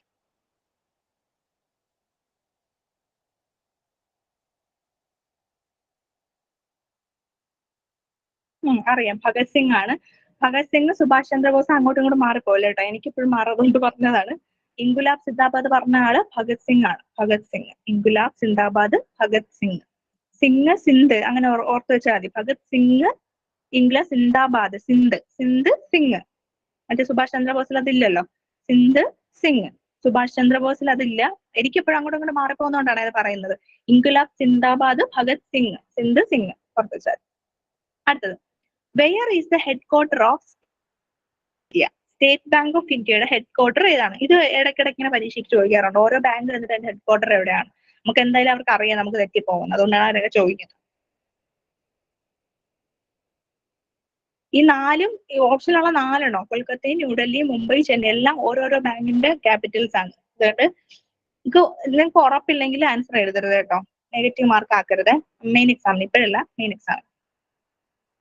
സ്റ്റേറ്റ് ബാങ്ക് ഓഫ് ഇന്ത്യയുടെ ആസ്ഥാനം മുംബൈ ആണ്. ഞാൻ കോഡല്ല, ഇങ്ങനെ ഒരു കാര്യം പറഞ്ഞുതരാം. ഈ ഓഫ് ഇന്ത്യ എന്ന് പറയുന്ന വരുന്ന ബാങ്കുകളില്ലേ, അതായത് ഇപ്പൊ central bank of India, bank of India, state bank of India, ഇങ്ങനെ അവസാനം ഓഫ് ഇന്ത്യ എന്ന് പറയുന്ന ബാങ്കിന്റെ എല്ലാം തലസ്ഥാനം മുംബൈ ആണ്. അത് ഉറപ്പാണ്. Central bank of India, state bank of India, state പിന്നെ സെൻട്രൽ അല്ലെങ്കിൽ ബാങ്ക് ഓഫ് ഇന്ത്യ എന്നൊക്കെ പറയണം. അവസാനം ഓഫ് ഇന്ത്യ എന്ന് പറയുന്ന ബാങ്കുകളുടെ എല്ലാം തലസ്ഥാനം മുംബൈ ആണ്. എന്നാൽ അങ്ങനെ അല്ലാതെ വരുന്ന ഇഷ്ടംപോലെ പ്രൈവറ്റ് ബാങ്കുകളുണ്ട്, അതൊക്കെ നമ്മൾ പഠിച്ചേ പറ്റും. ഇപ്പൊ കാനറ ബാങ്ക് ബാംഗ്ലൂരു ആണ്, കാനറ ബാങ്ക് ബാംഗ്ലൂരു ആണ്. പിന്നെ അലഹബാദ് ബാങ്ക് കൊൽക്കത്തയാണ്, അലഹബാദ് കൊൽക്കത്തയിൽ, അങ്ങനെ ഓർത്ത് വെച്ചാൽ അലഹബാദ് ബാങ്ക് കൊൽക്കത്തയാണ്. ബാങ്ക് ഓഫ് ബറോഡ ചോദിച്ചാൽ അത് വഡോദരയാണ്. ബറോഡ വഡോദര, രണ്ട് ബറോട്ട വട എന്നൊക്കെ ഓർത്താൽ മതി.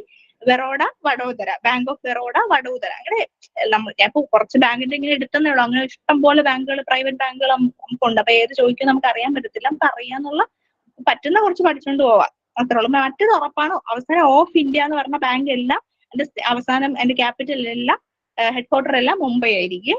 പിന്നെ കാനറ ബാങ്ക് ബാംഗ്ലൂരു ആണ്. അതുപോലെ അലഹബാദ് ബാങ്ക് കൊൽക്കത്തയാണ്. ബാങ്ക് ഓഫ് ബറോഡ വഡോദരയാണ്. അങ്ങനെ പറ്റുന്നതൊക്കെ ഒന്ന് നോക്കി വെച്ചേക്കണേ. അടുത്തത്, the queen of spices. Queen of spices എന്നറിയപ്പെടുന്നത്, ക്യൂൻ ഓഫ് സ്പൈസസ്, കിങ് അല്ല കേട്ടോ, ക്യൂൻ ആണ്. ശ്രദ്ധിച്ച് ആൻസർ ചെയ്യണേ. രാജാവിനെ അല്ല, രാജ്ഞീനെയാണ് ചോദിച്ചത്. രാജ്ഞി എന്ന് പറയുന്നതിന് മുമ്പ് ആൾക്കാർ ആൻസർ ചെയ്തു, എനിക്കറിയാം. നമുക്ക് ഞാൻ അതാണ് പറഞ്ഞത്, നമുക്ക് അറിയാന്നുള്ള ക്വസ്റ്റ്യൻസ് ഒന്നുകൂടെ നോക്കിയിട്ട് ആൻസർ ചെയ്യാവൂ. കുറെ പേരെ ആൻസർ ചെയ്തു.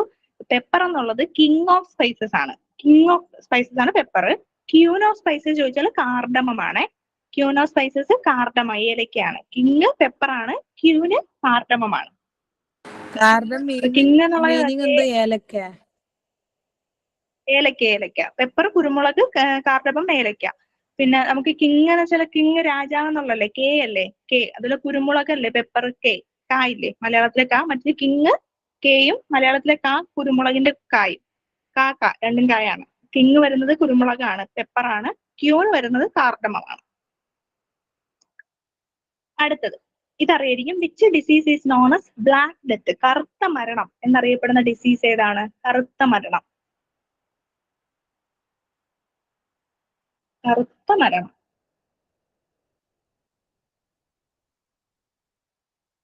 പ്ലേഗ് ആണ് അത്. പിന്നെ കുറെ നൂറ്റാണ്ടുകൾക്ക് മുമ്പ് ഇപ്പൊ നമുക്ക് കൊറോണ ഒക്കെ വന്നതുപോലെ യൂറോപ്പിന്റെ ഭാഗത്തും ഏഷ്യയുടെ ഭാഗത്തും ഒക്കെ ആയിട്ടൊരു പ്ലേഗ് എന്ന് പറയുന്ന ഒരു പാൻഡമിക് ഉണ്ടായി. ആ പാൻഡമിക്കില് യൂറോപ്പിലെ അന്നത്തെ ജനസംഖ്യയുടെ 50% ആൾക്കാർ, ഇപ്പം നമ്മളിപ്പം ഇന്ത്യയിൽ എത്ര 140 മില്യൺ കണക്കിന് മനുഷ്യരുണ്ട്, അതിന്റെ 70 മില്യൺ ആൾക്കാർ മരിച്ചു പോകുന്ന ഒരു അവസ്ഥ നിങ്ങൾ ആലോചിച്ച് വെക്കണം. അതുപോലെ യൂറോപ്പിൽ അന്നുണ്ടായിരുന്ന ജനസംഖ്യയുടെ 50% ആൾക്കാർ മരണപ്പെട്ടു പോയ. അപ്പൊ എന്തായാലും ഓരോരുത്തരുടെ അവിടെ പ്രിയപ്പെട്ട ആൾക്കാരൊക്കെ മരണപ്പെട്ടു. അത്രയും മരണം സംഭവിച്ച ഒരു പാൻഡമിക് ആയിരുന്നു പ്ലേഗിന്റെ പാൻഡമിക്. അതുകൊണ്ടാണ് അതിനെ ബ്ലാക്ക് ഡെത്ത്, കറുത്ത മരണം എന്നറിയപ്പെടുന്ന അസുഖമാണ് പ്ലേഗ്. അത് മിസ്റ്റേക്ക് വന്നാണ്, ടൈപ്പിംഗ് മിസ്റ്റേക്ക് വന്നേ. The first governor of Kerala, കേരളത്തിന്റെ ആദ്യത്തെ ഗവർണർ ആരാണ്? പ്ലേഗ് പി എന്നില്ല. First governor of Kerala.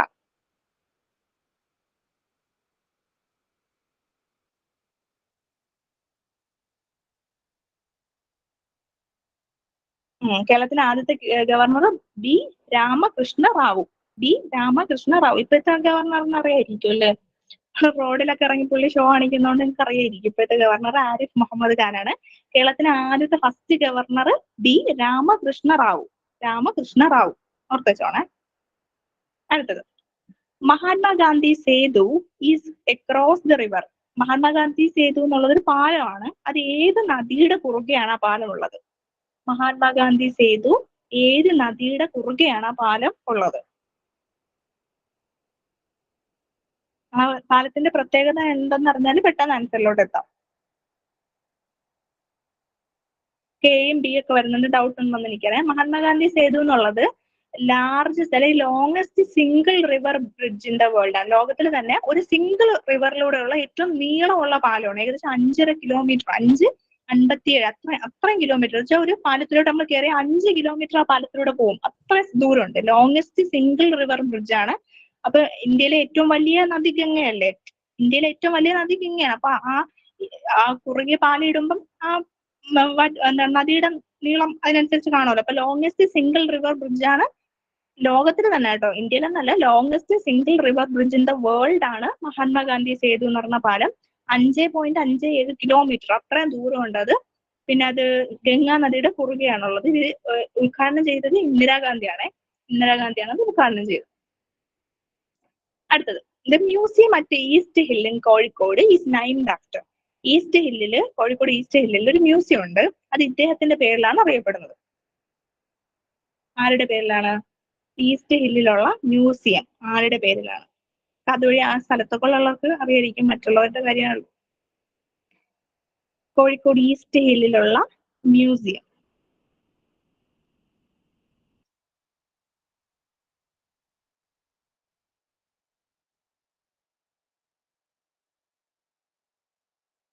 പഴശ്ശിരാജയുടെ museum ആണ്. നമ്മള് രാജാക്കന്മാരെന്നൊക്കെ പറഞ്ഞ പൊതുവെ ഉയർന്നു നിൽക്കുന്ന ആൾക്കാരല്ലേ, മീൻസ് അവിടെ കൊട്ടാരം എന്നൊക്കെ പറഞ്ഞാൽ മുകളിലായിരിക്കും, കുന്നിന്റെ മുകളിലൊക്കെ. ഇപ്പൊ ഈസ്റ്റ് ഹില്ലിലുള്ള ഈസ്റ്റ് ഹില്ല്, കോഴിക്കോട് ഈസ്റ്റ് ഹില്ലിലുള്ള മ്യൂസിയം പഴശ്ശിരാജയുടെ ആണ്. പഴശ്ശിരാജാവിന്റെ കൊട്ടാരമാണ് ഹില്ലിലിരിക്കുന്നതെന്ന് ആലോചിച്ചത്.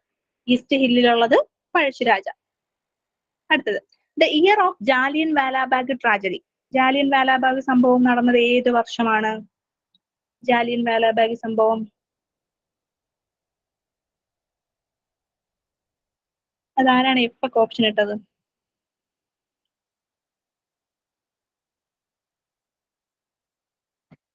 നമുക്കറിയാം, നമ്മൾ 7ാം ക്ലാസ്സിലൊക്കെ പഠിക്കുന്നതാണ്. 1919 ജാലിയൻ വാലാബാഗ് സംഭവം ഒക്കെ അറിയായിരിക്കും അല്ലെ? പിന്നെ റൗലറ്റ് ആക്ടുമായിട്ട് ബന്ധപ്പെട്ട് കുറെ ആൾക്കാർ, രണ്ടുപേര്, സത്യപാലനെയും സൈഫുദ്ദീൻ കിസ്ലുവിനെയും അറസ്റ്റ് ചെയ്തു എന്നൊക്കെ പറഞ്ഞ് കുറച്ച് ആൾക്കാർ ഇങ്ങനെ ഒരുമിച്ച് കൂടി. ആ സമയത്ത് 1919 ഏപ്രിൽ 13-നാണ്. 1919 ഏപ്രിൽ 13-ന് അവരെ വെടിവെക്കാൻ പറഞ്ഞത് ആരാണ്? അവരെ വെടിവെക്കാൻ പറഞ്ഞ ഒരാളുണ്ടായിരുന്നല്ലോ, പുള്ളിയുടെ പേരെന്തുവാണ്? General Dyer. അതന്നെ, ജനറൽ ഡയർ. നമ്മൾ ഇംഗ്ലീഷ് സിനിമയൊക്കെ കണ്ടാൽ നിങ്ങൾക്ക് അറിയായിരിക്കും. ഡെയർ എന്ന് ചോദിക്കണില്ലേ? ഡെയർ എന്ന് ചോദിക്കാൻ നിങ്ങൾ കേട്ടിട്ടുണ്ടായിരിക്കും. ഇംഗ്ലീഷ് സിനിമ കാണുന്നവർക്ക് അറിയായിരിക്കും. ഡെയർ ഇങ്ങനെ ചോദിക്കാം. ട്രൂത്ത് ഓർ ഡെയർ എന്ന് കേട്ടിട്ടില്ലേ? അതുപോലെ ഡെയർ, ഇങ്ങനെ വെടിവെക്കാൻ നേരത്തെ ഡെയർ എന്ന് ചോദിച്ച ആളാണ് ജനറൽ ഡയർ. പിന്നെ അത് എവിടെ സ്ഥലം അറിയായിരിക്കും അല്ലേ? ജാലിയൻ വാലാബാഗ് പഞ്ചാബിലെ അമൃത്സറിലാണ്. വർഷം 1919. അടുത്തത്, it is better to leave one day as a lion than 1,000 years as a lamb. Who said this? ആരാണ് ഇങ്ങനെ പറഞ്ഞത്? ഒരു ദിവസം സിംഹത്തിനെ പോലെ ജീവിക്കണം, അതുമല്ലാതെ 1000 വർഷം ആടിനെ പോലെ ജീവിച്ചിട്ട് കാര്യമില്ല എന്ന് പറഞ്ഞ പുള്ളി ആരാണ്? നമുക്കറിയാം, ടിപ്പു സുൽത്താനാണ്. അത്രയും സ്ട്രോങ് ആയിട്ടുള്ളതാണ് ടിപ്പു സുൽത്താനാണ്. അടുത്തത്, വേൾഡ് ഡയബറ്റിസ് ഡേ. ഒത്തിരി ക്വസ്റ്റ്യൻ ഉണ്ട്, ഞാൻ അത് കുറച്ച് സ്പീഡിൽ പോകുന്നത്. വേൾഡ് ഡയബറ്റിസ് ഡേ ഏത് ദിവസമാണ്? വേൾഡ് ഡയബറ്റിസ് ഡേ നമുക്കറിയാം, നവംബർ 14-ാം തീയതിയാണ്. അത് പറക്കാതിരിക്കാൻ എന്തെങ്കിലും, നമ്മൾ ശിശുദിനത്തിൽ അന്ന് ഇഷ്ടംപോലെ മുട്ടായി ഒക്കെ തിന്നത്തില്ലേ സ്കൂളിൽ പോയിട്ട്? ഇഷ്ടംപോലെ മുട്ടായി ഇടും. മുട്ടായി കഴിച്ചാൽ എന്തെങ്കിലും ഡയബറ്റീസ് വരും. വേൾഡ് ഡയബറ്റീസ് ഡേ നവംബർ 14, ശിശുദിനത്തിന്റെ അന്നാണ്. മിക്കവാറും ഓപ്ഷനിൽ ഓഗസ്റ്റ് 15 നമ്മൾ തെറ്റിക്കാൻ വേണ്ടിയിട്ട് അങ്ങനെ നമ്മളിങ്ങനെ കണക്ട് ചെയ്ത് വെച്ച് കഴിഞ്ഞാൽ എന്തെങ്കിലുമൊക്കെ കാണും. ഡിസംബർ 1 ഇതിൽ ഓപ്ഷനിലുണ്ട്. ഡിസംബർ 1 എയ്ഡ്സ് ദിനവും കൂടെ ആണ്, ഓർത്ത് വെച്ചോണേ. നവംബർ 14 ഡയബറ്റീസ് ഡേ ആണ്, ഡിസംബർ 1 എയ്ഡ്സ് ദിനം. അടുത്തത്, ഇത് എല്ലാവർക്കും അറിയാവുന്ന ക്വസ്റ്റ്യൻ തന്നെ. Mamankam was held on the banks of the river. ഏത് റിവറിന്റെ തീരത്താണ് മാമാങ്കം നടക്കുക? മാമാങ്കം അറിയാം, ഭാരതപ്പുഴയുടെ തീരത്തിലാണ് മാമാങ്കം നടക്കുക. Okay. Who called Sree Narayana Guru the second Buddha? Sree Narayana ഗുരുവിനെ രണ്ടാമത്തെ ബുദ്ധനോട് സാദൃശ്യപ്പെടുത്തി രണ്ടാമത്തെ ബുദ്ധൻ എന്ന് ശ്രീനാരായണ ഗുരുവിനെ വിളിച്ചത് ആരാണ്? നമ്മൾ ഇന്നലെ ഡിസ്കസ് ചെയ്ത ഒരാളാണ്. സൂര്യകാന്തി എന്ന് പറഞ്ഞ കവിത എഴുതിയ ആളാണ്. സൂര്യകാന്തിയുടെ കവി എന്നറിയപ്പെടുന്ന ആളാണ് ജി ശങ്കരക്കുറുപ്പ്. മലയാളത്തിൽ ആദ്യമായിട്ട് ജ്ഞാനപീഠം കിട്ടിയ ആളുമാണ് ജി ശങ്കരക്കുറുപ്പാണ് ശ്രീനാരായണ ഗുരുവിനെ സെക്കൻഡ് ബുദ്ധ എന്ന് വിളിച്ചത്. തിരിച്ചു ചോദിക്കാം കേട്ടോ, ജി ശങ്കരക്കുറുപ്പ് ശ്രീനാരായണ ഗുരുവിനെ എന്താണ് വിളിച്ചത്? സെക്കൻഡ് ബുദ്ധ എന്ന് വിളിച്ചത്, അല്ലെങ്കിൽ സെക്കൻഡ് ബുദ്ധ എന്ന് അറിയപ്പെടുന്ന ആള് ആരാണ്? ശ്രീനാരായണ ഗുരു. അങ്ങനെ ചോദിക്കാം. അടുത്തത്, the social reformer of Kerala open his family temple for every one. ഓരോ കുടുംബത്തിനും, പ്രത്യേകിച്ച് വലിയ നല്ല സാമ്പത്തികമുള്ള ഓരോ കുടുംബത്തിനും ഇപ്പോഴും ഉണ്ട്, സ്വന്തമായിട്ടൊരു ക്ഷേത്രം ഉണ്ടായിരിക്കും. കുടുംബക്ഷേത്രം എന്നാണ് അവരതിനെ പറയാം. ആ കുടുംബക്ഷേത്രം എല്ലാവർക്കും വേണ്ടിയിട്ട്, അതായത് എല്ലാ ജാതിയിൽപ്പെട്ട ആൾക്കാർക്കും വേണ്ടി തുറന്നു കൊടുത്ത കേരളത്തിലെ സോഷ്യൽ റിഫോമർ ആരാണ്?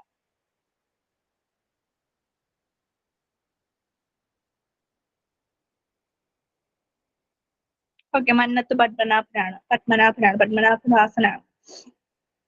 അടുത്തത്, the Muslim cultural organisation called Muhammadiya Sabha was founded by.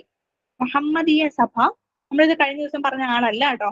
ഞാൻ ഇപ്പൊ കഴിഞ്ഞ ദിവസം ഇങ്ങനെ പറഞ്ഞായിരുന്നു, മിക്കവാറും സോഷ്യൽ റിനൈസൻസുമായിട്ടൊക്കെ ബന്ധപ്പെട്ട്, പിന്നെ മുസ്ലിമായിട്ടൊക്കെ അതുമായിട്ട് ബന്ധപ്പെട്ടൊക്കെ പറഞ്ഞ ഒരാളെ വരാൻ സാധ്യത ഉള്ളൂ എന്ന് പറഞ്ഞു. അത് വക്ക അബ്ദുൽ ഖാദർ മൗലവിയാണ്. പക്ഷെ മുഹമ്മദീയ സഭ അദ്ദേഹം അല്ല, മക്തി തങ്ങളാണ്. മുഹമ്മദീയ സഭ മക്തി തങ്ങളാണ്. നമ്മൾ വക്കം അബ്ദുൽ ഖാദർ മൗലവിയുടെ കാര്യം ഇന്നലെ നമ്മൾ പറഞ്ഞു. അത് മുസ്ലിം ഐക്യ സംഘം തുടങ്ങിയത്, അതിൽ ഇസ്ലാം ധർമ്മ പരിപാലന സംഘമൊക്കെയാണ് നമ്മുടെ വക്കം അബ്ദുൽ ഖാദർ മൗലവി തുടങ്ങിയത്. പക്ഷെ മുഹമ്മദീയ സഭ തുടങ്ങിയത് മക്തി തങ്ങളാണ്. മുഹമ്മദീയ സഭ മക്തി തങ്ങളാണ്. ഓക്കെ, അങ്ങനെ ആലോചിച്ച മുഹമ്മദ് മതി നമുക്ക് എന്ന് ആലോചിച്ചത്. മുഹമ്മദീയ സഭ മക്തി തങ്ങൾ, മുഹമ്മദീയ സഭ മുഹമ്മദ് ഭക്തനായിരുന്നു, അങ്ങനെ എന്തെങ്കിലും ആലോചിച്ചാൽ നിങ്ങൾക്ക് കണക്ട് ചെയ്യാൻ പറ്റുന്ന എന്തെങ്കിലും. എന്റെ കോഡ് നിങ്ങൾക്ക് വർക്ക് ചെയ്യണമെന്നില്ല, എന്റെ ഒരു ലോജിക് ഇല്ലാത്ത കോഡൊക്കെയാണ്. അടുത്തത്, the first publication of Al-Ameen by Muhammad Abdul Rahman started with the felicitation of dash. Al-Ameen എന്ന് പറഞ്ഞ ഒരു പത്രം, ഒരു മാസിക, അത് മുഹമ്മദ് അബ്ദുറഹ്മാൻ സാഹിബിന്റെ മാസികയാണ്, കോഴിക്കോട് നിന്ന് ഇറങ്ങുന്നത്. അതിന്റെ ഫസ്റ്റ് പബ്ലിക്കേഷനിൽ ഒരു അവതാരിക എന്ന് പറഞ്ഞാൽ നമ്മൾ ഫ്രണ്ടിൽ സാധനം എഴുതുമല്ലോ, അത് എഴുതിയത് ആരാണ്? വൈലോപ്പള്ളിയാണോ, ഉള്ളൂരാണോ, വയലാർ രാമവർമ്മയാണോ, വള്ളത്തോളാണോ? വള്ളത്തോളാണ്. നമ്മൾ ഇന്നലെ പറഞ്ഞ വക്ക അബ്ദുൽ ഖാദർ മൗലവിയുടെ കാര്യം പറഞ്ഞപ്പോൾ നമ്മൾ രണ്ട് മാസികയുടെ പറഞ്ഞത്, അൽ ഇസ്ലാമും ഉണ്ട് മുസ്ലിമും. ഈ രണ്ട് മാസിക അബ്ദുൽ ഖാദർ മൗലവിയുടെയാണ്.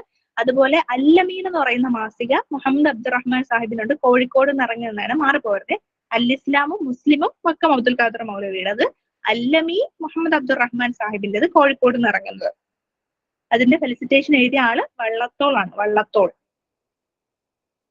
അടുത്തത്, which social reformer felicitation meaning നമ്മളിങ്ങനെ അവതാരിക പോലെ എഴുതത്തില്ലേ, ഒരു മാസിക തുടങ്ങുമ്പോൾ ഫ്രണ്ടിൽ ഇങ്ങനെ എഴുതത്തില്ലേ, ആശംസകളൊക്കെ എഴുതത്തില്ലേ, അത് തന്നെ. വിച്ച് സോഷ്യൽ റിഫോമർ ഇനിഷ്യേറ്റഡ് കായൽ കോൺഫറൻസ്? കായൽ കോൺഫറൻസ് 1913 ഇനിഷ്യേറ്റ് ചെയ്ത സോഷ്യൽ റിഫോമറിന്റെ പേരെന്താണ്?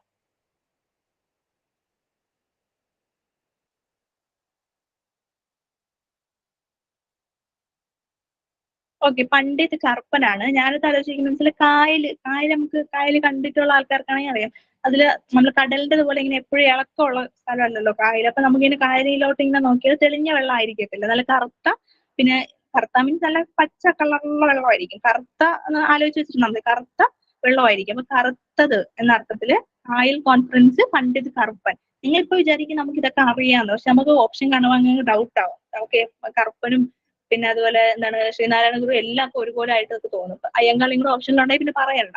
അതുകൊണ്ട് കായൽ കോൺഫറൻസ്, കായൽ എപ്പോഴും കറുത്ത നിറത്തിലാണ് കാണുക. അതുകൊണ്ട് കായൽ കോൺഫറൻസ് പണ്ഡിറ്റ് കറുപ്പൻ, കായൽ കോൺഫറൻസ് പണ്ഡിറ്റ് കറുപ്പൻ. വർഷം കൂടെ ഓർത്ത് വെച്ചോണേ, 1913. അടുത്തത്, who was the founder of Cheramar Mahajanasabha for Dalits? ദളിതർക്ക് വേണ്ടിയിട്ട് ചേരമർ മഹാജനസഭ തുടങ്ങിയ ആളിന്റെ പേരെന്താണ്? ഫൗണ്ടർ ഓഫ് ചേരമർ മഹാജനസഭ, ദളിത്സിന് വേണ്ടിയിട്ടുള്ള സംഘടനയാണ്, തുടങ്ങിയ വ്യക്തിയുടെ പേരെന്താണ്? ഇത് ഒട്ടും അറിയാത്ത കുറെ പേർക്ക് ആൻസർ. പിന്നെ അറിയാത്ത ആളിന്റെ ഇത് വെച്ച് നോക്കുമ്പോൾ അവരിങ്ങനെ നോക്കും, ദളിതരായിട്ടുള്ള ആൾക്കാരുടെ പേരുണ്ടോ എന്നൊക്കെ നമ്മളിങ്ങനെ നോക്കൂല്ലോ. നമ്മുടെ ലോജിക്കൊക്കെ അതാണല്ലോ. അപ്പൊ നമുക്ക് ആൻസർ കിട്ടത്തില്ല. ഇത് പാമ്പാടി ജോൺ ജോസഫ് ആണ്. പാമ്പാടി ചേരാന്ന് പറഞ്ഞൊരു പാമ്പുണ്ടല്ലോ നമ്മുടെ നാട്ടിലെ, ചേര പാമ്പ്. ഓക്കെ, ചേരമർ മഹാജന, ചേരമർ എന്ന് വെച്ചാൽ ആൾക്കാരുടെ ഒരു വിഭാഗത്തിന്റെ പേരാണ് കേട്ടോ. ചേരമർ മഹാജനസഭ പാമ്പാടി ജോൺ ജോസഫ്. ചേര എന്നുള്ളതൊരു പാമ്പാണ്. ചേര പാമ്പ്, ചേരമർ മഹാജനസഭ പാമ്പാടി ജോൺ ജോസഫ്. അടുത്തത്, who led the Mookkuthi agitation for the sake of lower caste people in Kerala. കേരളത്തിലെ താഴ്ന്ന ജനവിഭാഗത്തിന് വേണ്ടി, അങ്ങനെ വിചാരിച്ചിരുന്ന ജനവിഭാഗത്തിന് വേണ്ടിയിട്ട് മൂക്കുത്തി അജിറ്റേഷൻ നടത്തിയ അതിന്റെ ലീഡർ ആയിരുന്ന ആളിന്റെ പേരെന്താണ്? മൂക്കുത്തി അജിറ്റേഷൻ. മൂക്കുത്തി പോലെ അതുപോലെ വേറെ സാധനമുണ്ട്, കല്ലുപാല അജിറ്റേഷനും ഉണ്ട്.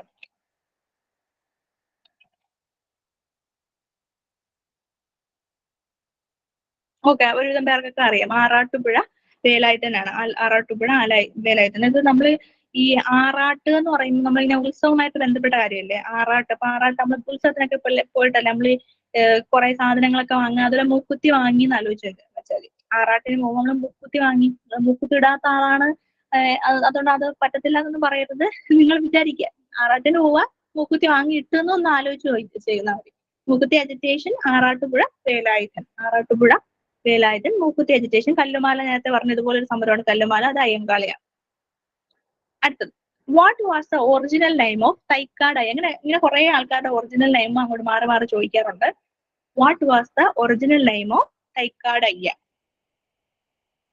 തൈക്കാട്, ഈ 4 ഓപ്ഷനും ഓരോരുത്തരുടെ ആൾക്കാരുടെ പേരാണ്. കാരണം നമുക്ക് ഒന്നും അറിയാത്ത ആളിനെ സംബന്ധിച്ച് എളുപ്പമാണ്. ക്വസ്റ്റ്യൻ അങ്ങോട്ട് അടുത്ത ക്വസ്റ്റ്യൻ നോക്കിയാൽ മതി. ഒത്തിരി അറിയാത്തുള്ള ആളിനെ പറ്റിയിട്ട് നോക്കിയാൽ ഭയങ്കര കൺഫ്യൂഷനാണ്. നമ്മളിങ്ങനെ 1 2 3 4 ഇങ്ങനെ എണ്ണിട്ട് ഏതെങ്കിലും ഒന്ന് കറക്റ്റ് കുത്തും. PSC ആണ്, കുത്തരുത്. കേട്ടതിന് വേണമെങ്കിൽ നിങ്ങൾ കുത്തിക്കോ, PSC കുത്തരുത് അങ്ങനെ. തൈക്കാട് അയ്യയുടെ ഒറിജിനൽ നെയിം സുബ്ബരായൻ എന്നാണ്. സുബ്ബരായൻ എന്നാണ് തൈക്കാട് അയ്യ. അതിൽ ഓപ്ഷനുള്ള കുഞ്ഞിക്കണ്ണൻ ആരുടെ പേരാണ് അറിയാവോ? കുഞ്ഞിക്കണ്ണൻ വാഗ്ഭടാനന്ദന്റെ പേരാണ് കുഞ്ഞിക്കണ്ണൻ. വാഗ്ഭടാനന്ദൻ നമ്മൾ ഇന്നലെ എന്തോ പറഞ്ഞായിരുന്നല്ലോ, പുള്ളിയുടെ ഏതൊരു ബുക്കിന്റെ കാര്യം പറഞ്ഞായിരുന്നല്ലോ.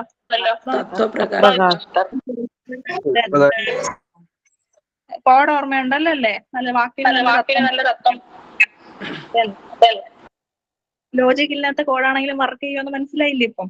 ഇപ്പൊ കുഞ്ഞിക്കണ്ണൻ വാഗ്ഭടാനന്ദനാണ്. പിന്നെ മുടിചൂടും പെരുമാൾ എന്നുള്ളതും മുത്തുക്കുട്ടി എന്നുള്ളതും വൈകുണ്ഠ സ്വാമികളുടെ പേരാണ്. അതിൽ അയ്യപ്പൻ, കുഞ്ഞമ്പിള്ള, അത് രണ്ടും ചട്ടമ്പി സ്വാമികളുടെ പേരുമാണ്. ഒന്നുകൂടെ പറയാവേ, സുബ്ബരായൻ എന്നുള്ളത് തൈക്കാട് അയ്യന്റെ പേരാണ്. കുഞ്ഞിക്കണ്ണൻ എന്നുള്ളത് വാഗ്ഭടാനന്ദന്റെ പേരാണ്. മുടിചൂടും പെരുമാൾ എന്നുള്ളത് ആ പേര് മാറ്റി മുത്തുക്കുട്ടി എന്നാക്കിയതും. രണ്ടും മുടിചൂടും പെരുമാളും മുത്തുക്കുട്ടി, രണ്ടും മൂവാണ്, തെറ്റിപ്പോണ്ട. മുടിചൂടും പെരുമാളും മുത്തുക്കുട്ടി വൈകുണ്ഠ സ്വാമികളുടെ പേരാണ്. അതിൽ അയ്യപ്പനും കുഞ്ഞൻപിള്ളയും, ഇത് രണ്ടും ചട്ടമ്പി സ്വാമികളുടെ പേരാണ്. അയ്യപ്പനും കുഞ്ഞൻപിള്ളയും ചട്ടമ്പി സ്വാമികളുടെ പേരാണ്. ഓർത്ത് വെച്ചേക്കണേ. അടുത്തത്, which Renaissance leader in Kerala start Vidyaposhini സഭ? വിദ്യാപോഷിണി സഭ എന്നുള്ള ഒരു കാര്യം തുടങ്ങിയത് കേരളത്തിലെ ഏത് റിനൈസൻസ് ലീഡറാണ്?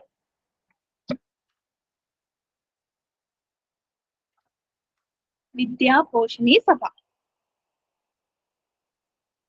കുറെ പേർക്കൊക്കെ അറിയാം, കുറെ പേർക്ക് ബുദ്ധിമുട്ടുണ്ട്. വിദ്യാപോഷിണി സഭ ഞാൻ ഓർത്ത് ചെയ്യണമെന്ന് വെച്ചാല് സഹോദരൻ അയ്യപ്പനാണ് അതിന്റെ ആൻസർ. അതായത് നമ്മുടെ വീട്ടില് നമ്മുടെ മാതാപിതാക്കൾക്കൊന്നും നമുക്ക് പഠിപ്പിക്കുന്ന കാര്യമൊന്നും അറിയത്തില്ലായിരിക്കുമല്ലോ. അപ്പൊ നമ്മുടെ സഹോദരനാണ് നമ്മൾ എപ്പോഴും ഹെൽപ്പ് ചെയ്യുക. അതായത് വിദ്യാഭ്യാസപരമായ കാര്യങ്ങൾക്കൊക്കെ നമുക്കൊരു ചേച്ചിയോ അനിയനോ ഒക്കെ ഉണ്ടെങ്കിൽ അവരാണ് നമ്മൾ എന്ത് ചെയ്യുക, ഹെൽപ്പ് ചെയ്യുക. അപ്പൊ സഹോദരനാണ് നമ്മളെ വിദ്യയുടെ കാര്യത്തിൽ, വിദ്യ പോഷിപ്പിക്കുന്ന കാര്യത്തിൽ ഹെൽപ്പ് ചെയ്യുക. അപ്പൊ വിദ്യാപോഷിണി സഭ സഹോദരൻ അയ്യപ്പൻ. ചിലപ്പോൾ നിങ്ങളുടെ വീട്ടില് അമ്മയായിരിക്കും സഹായിച്ചിട്ടുണ്ടായിരിക്കുക, പക്ഷെ അങ്ങനെ ഓർക്കരുത് കേട്ടോ. വിദ്യാപോഷിണി സഭ സഹോദരൻ അയ്യപ്പൻ. എന്തെങ്കിലും വെച്ചൊന്ന് കണക്ട് ചെയ്യുക, ബ്രെയിനിൽ ഒന്ന് ട്രിക്ക് ചെയ്യുക, അത്രേ ഉള്ളൂ. വിദ്യാപോഷിണി സഭ സഹോദരൻ അയ്യപ്പൻ. അടുത്തത്, ഹു ഫൗണ്ടഡ് ദ സാധുജന പരിപാലന സംഘം? സാധുജന പരിപാലന സംഘം ഫൗണ്ട് ചെയ്ത ആരാണ്? എല്ലാവർക്കും അറിയാം.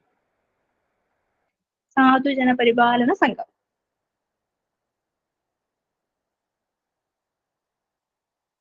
നിങ്ങളിപ്പോ ചാടിത്തുള്ളി അയ്യങ്കാളി എന്നൊക്കെ പറയും. നിങ്ങൾ എക്സാമിന് ക്വസ്റ്റ്യൻ കാണുമ്പോൾ ചിലപ്പോ അയ്യങ്കാളിയാണോ, പണ്ഡിത കൃപ്പനാണോ, ഡോക്ടർ പൾപ്പു ആണോ എന്നൊക്കെ ഭയങ്കര കൺഫ്യൂഷൻ ആയിരിക്കും. നിങ്ങൾ ഓർത്ത് വെക്കുകയെന്ന് വെച്ചാല്, നമ്മൾ ഈ സാധാരണ ഈ ശിക്ഷയ്ക്ക് വരുന്ന ആൾക്കാർ ഇങ്ങനെ പറയുമല്ലോ, അയ്യാ വല്ലതും തരണേ എന്നൊക്കെ ഇങ്ങനെ പറയത്തില്ലേ? ശിക്ഷയ്ക്ക് വരുന്ന ആൾക്കാർ അയ്യോ പാവമാണേ വല്ലതും തരണേ എന്നൊക്കെ പറയും. അപ്പൊ ഒരു വളരെ സാധുക്കളായ ഒരാളിന്റെ മുമ്പിൽ നമ്മളിങ്ങനെ കൈ നീട്ടണമെങ്കിൽ നമ്മൾ അത്രയും എന്ത് ചെയ്യാം, നമ്മൾ അത്രയും ബുദ്ധിമുട്ടിലായിരിക്കണം. അല്ലെങ്കിൽ നമ്മൾ അങ്ങനെ ചെയ്യത്തില്ല. നമ്മൾ അഭിമാനബോധം നമ്മൾ അതിനെ സമ്മതിക്കത്തില്ല. അപ്പം അയ്യാന്ന് വല്ലതും തരണം എന്ന് പറയണമെങ്കിൽ അത്രയും സാധുവായിട്ടുള്ള ആളായിരിക്കണം. അപ്പൊ സാധുജന പരിപാലന സംഘം അയ്യങ്കാളിയാണ്. ഓക്കെ, സാധുജന പരിപാലന സംഘം അയ്യങ്കാളി. അടുത്തത് founder of Travancore Muslim Mahajanasabha. Founder of Travancore Muslim Mahajanasabha ആരാണ്? ഓക്കെ, അറിയാം. വക്കം അബ്ദുൽ ഖാദർ മൗലവി. നമ്മൾ നേരത്തെ വേറൊരു സഭയുടെ കാര്യം പറഞ്ഞായിരുന്നല്ലോ, വക്കം അല്ലാത്ത ഏതായിരുന്നു? മുഹമ്മദീയ സഭ. മുഹമ്മദീയ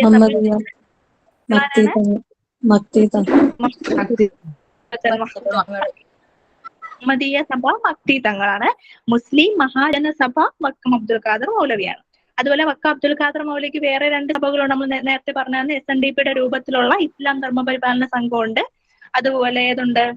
മുസ്ലിം ഐക്യ സംഘമൊക്കെ ഉണ്ട്. ഓക്കെ, റിവിഷൻ പോലെ പറഞ്ഞതേ ഉള്ളേ. അടുത്തത് who was the first president of Nair service society. NSSന്റെ ആദ്യത്തെ പ്രസിഡന്റ് ആരായിരുന്നു? NSSന്റെ ആദ്യത്തെ പ്രസിഡന്റ് ആരായിരുന്നു? ഇങ്ങനത്തെ ക്വസ്റ്റ്യൻ കുറെ ചോദിക്കട്ടെ. NSSന്റെ അതുപോലെ SNDPയുടെ ഇതിന്റെയൊക്കെ ഫസ്റ്റ് സെക്രട്ടറിയും പ്രസിഡന്റിന്റെ പേര് പഠിച്ചു വെച്ചേക്കണേ.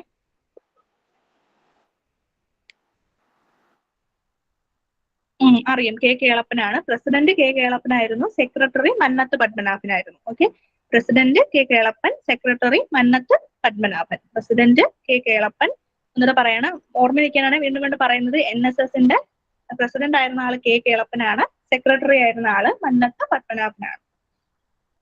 അടുത്ത question, the first annual conference of SNDP യോഗം വാസ് ഹെൽഡ് അറ്റ്. എവിടെയാണ് ആദ്യത്തെ SNDP യോഗത്തിന്റെ ആനുവൽ കോൺഫറൻസ് നടന്ന സ്ഥലം? നമുക്കറിയാം.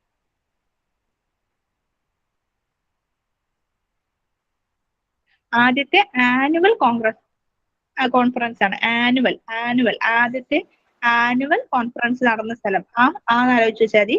അരുവിപ്പുറമാണ്. Aruvippuram annual conference. ആദ്യത്തെ ആനുവൽ കോൺഫറൻസ്, വർഷം എന്ന അർത്ഥത്തിൽ ആനുവൽ അരുവിപ്പുറം. SNDP യോഗത്തിന്റെ ആദ്യത്തെ ആനുവൽ കോൺഫറൻസ് നടന്ന സ്ഥലം അരുവിപ്പുറം. അടുത്തത് who wrote the first biography of Sree Narayana Guru. Sree Narayana ഗുരുവിനെ കുറിച്ച് നമുക്ക് നോക്കിയാൽ ഇഷ്ടംപോലെ പുസ്തകങ്ങൾ കാണാം. ഓരോരുത്തരും അദ്ദേഹത്തിനെ പറ്റി എഴുതിയ പുസ്തകങ്ങൾ. അതിൽ ആദ്യത്തെ ആളാരാണ്? ആദ്യത്തെ ആള് ശ്രീനാരായണ ഗുരുവിന്റെ ബയോഗ്രഫി എഴുതിയ ആദ്യത്തെ ആളാരാണ്?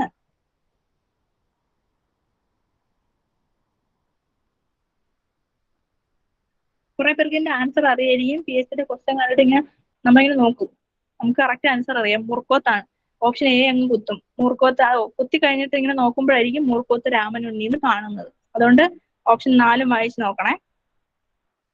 മൂർക്കോത്ത് രാമനുണ്ണി അല്ല, മൂർക്കോത്ത് കുമാരനാണ്. ഓപ്ഷൻ ഫുള്ള് വായിച്ചു നോക്കണം. മൂർക്കോത്ത് കണ്ട ഉടനെ A കുത്തരുത്. മൂർക്കോത്ത് കുമാരനാണ് ശ്രീനാരായണ ഗുരുവിന്റെ ആദ്യത്തെ ബയോഗ്രഫി എഴുതിയ ആള്. അടുത്ത പുസ്തകം ആത്മാനുതാപം. ആത്മാനുതാപം എഴുതിയത് ആരാണ്? ആത്മാനുതാപം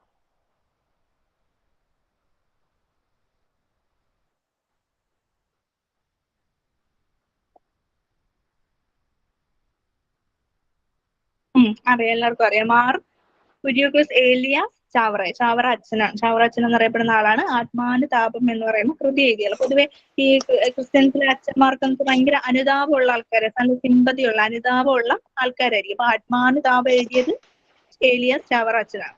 ആത്മാനുതാപം ഏലിയാസ് ചാവറ അച്ഛൻ. അത് കിടിലം കോഡാണ്. അച്ഛൻ ആത്മാവിനെ തണുപ്പിക്കും. അതായാലും മതി. ഏലിയാസ് ചാവറ അച്ഛൻ. അച്ഛൻ ആത്മാവിനെ തണുപ്പിക്കും. ഏലിയാസ് ചാവറ അച്ഛൻ. ആത്മാനുതാപം. അടുത്ത question, whose autobiography is known as Ente Jeevitha സ്മരണകൾ. എന്റെ ജീവിത സ്മരണകൾ എന്ന പുസ്തകം എഴുതിയത് ആരാണ്? ഓട്ടോബയോഗ്രഫി ആരുടേതാണ്? എന്റെ ജീവിത സ്മരണകൾ. ആരുടെ മൈക്ക് ഓൺ ആണേ? ഓഫ് ആയിക്കോണേ നോക്കിയിട്ട്. എന്റെ ജീവിത സ്മരണകൾ.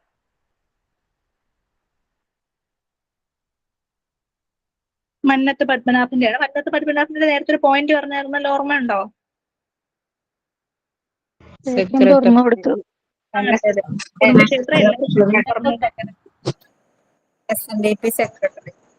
അതെ, അതും പറഞ്ഞു. ഓക്കെ, ഹു ഫൗണ്ടഡ് ജാതിനാശിനി സഭ. ജാതിനാശിനി സഭ എന്ന് പറഞ്ഞ സഭ തുടങ്ങിയ ആളാണ്? ആരാണ്? ജാതി നാശിനി സഭ. ഹു ഫൗണ്ടഡ് ജാതി നാശിനി സഭ?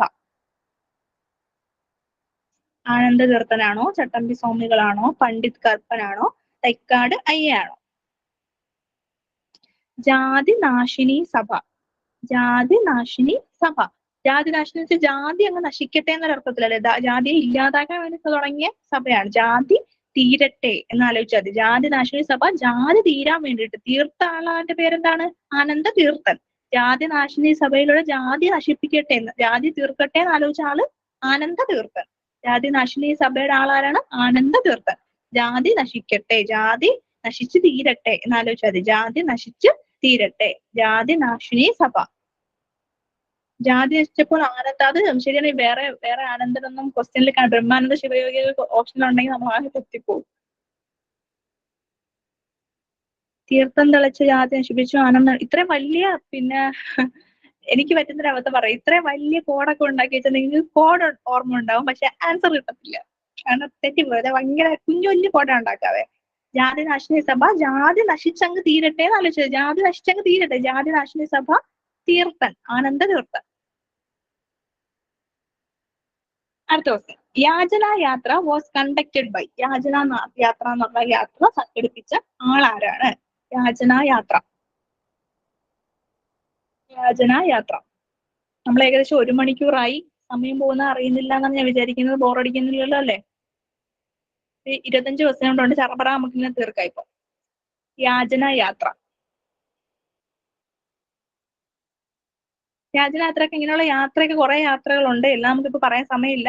പിന്നെ യാചന യാത്ര നോക്കിക്കോണേ, ഇങ്ങനെയുള്ള കുറെ യാത്രകളൊന്ന് നോക്കി വെച്ചോണേ. യാചന യാത്ര VT ഭട്ടതിരിപ്പാടാണ്. അത് 1931 യാചന യാത്ര 1931 തൃശ്ശൂർ മുതൽ കാസർഗോഡ് ചന്ദ്രഗിരി പുഴ വരെയാണ്. തൃശ്ശൂർ മുതൽ കാസർഗോഡ് ചന്ദ്രഗിരി പുഴ. നിങ്ങൾ ഇതുപോലെ കുറെ യാത്രകളുണ്ട്, കുറെ ജാഥകളൊക്കെ ഉണ്ട്, അതൊക്കെ ഒരു ഒറ്റ പേപ്പറിൽ ഒന്ന് എഴുതി വെക്കാൻ നോക്കണേ.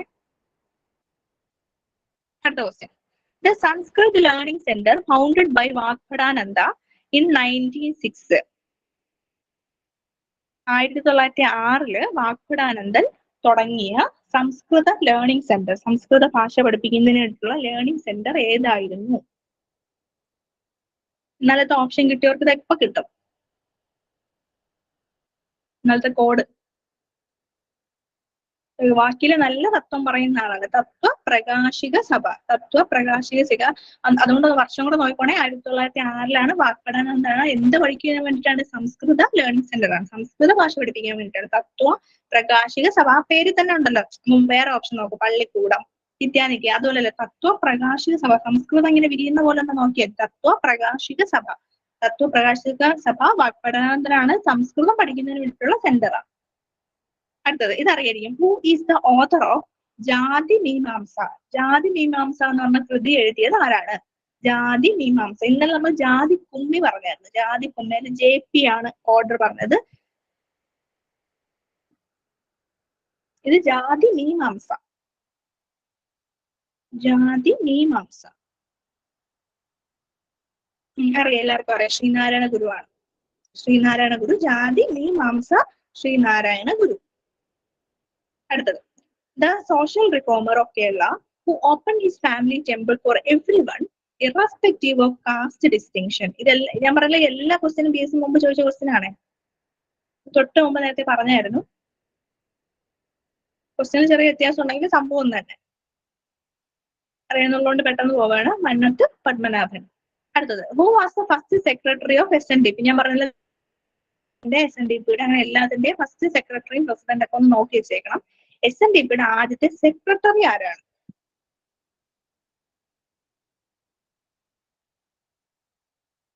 നേരത്തെ നമ്മൾ NSSന്റെ പറഞ്ഞ ആദ്യത്തെ പ്രസിഡന്റ് K കേളപ്പനാണ്. സെക്രട്ടറി മന്നത്ത് പത്മനാഭനാണ്. ഇപ്പൊ പറയുന്നത് SNDPയുടെയാണ്, ശ്രീനാരായണ ധർമ്മ പരിപാലന സംഘത്തിന്റെയാണ്. അതിന്റെ പ്രസിഡന്റ് ആജീവനാന്ത പ്രസിഡന്റ് തന്നെയാണ് ശ്രീനാരായണ ഗുരു. അതിന്റെ സെക്രട്ടറി കുമാരൻ ആശാനാണ്. അതിൽ പ്രധാനപ്പെട്ട ഒരാൾ അതിന്റെ വൈസ് പ്രസിഡന്റ് ആണ്.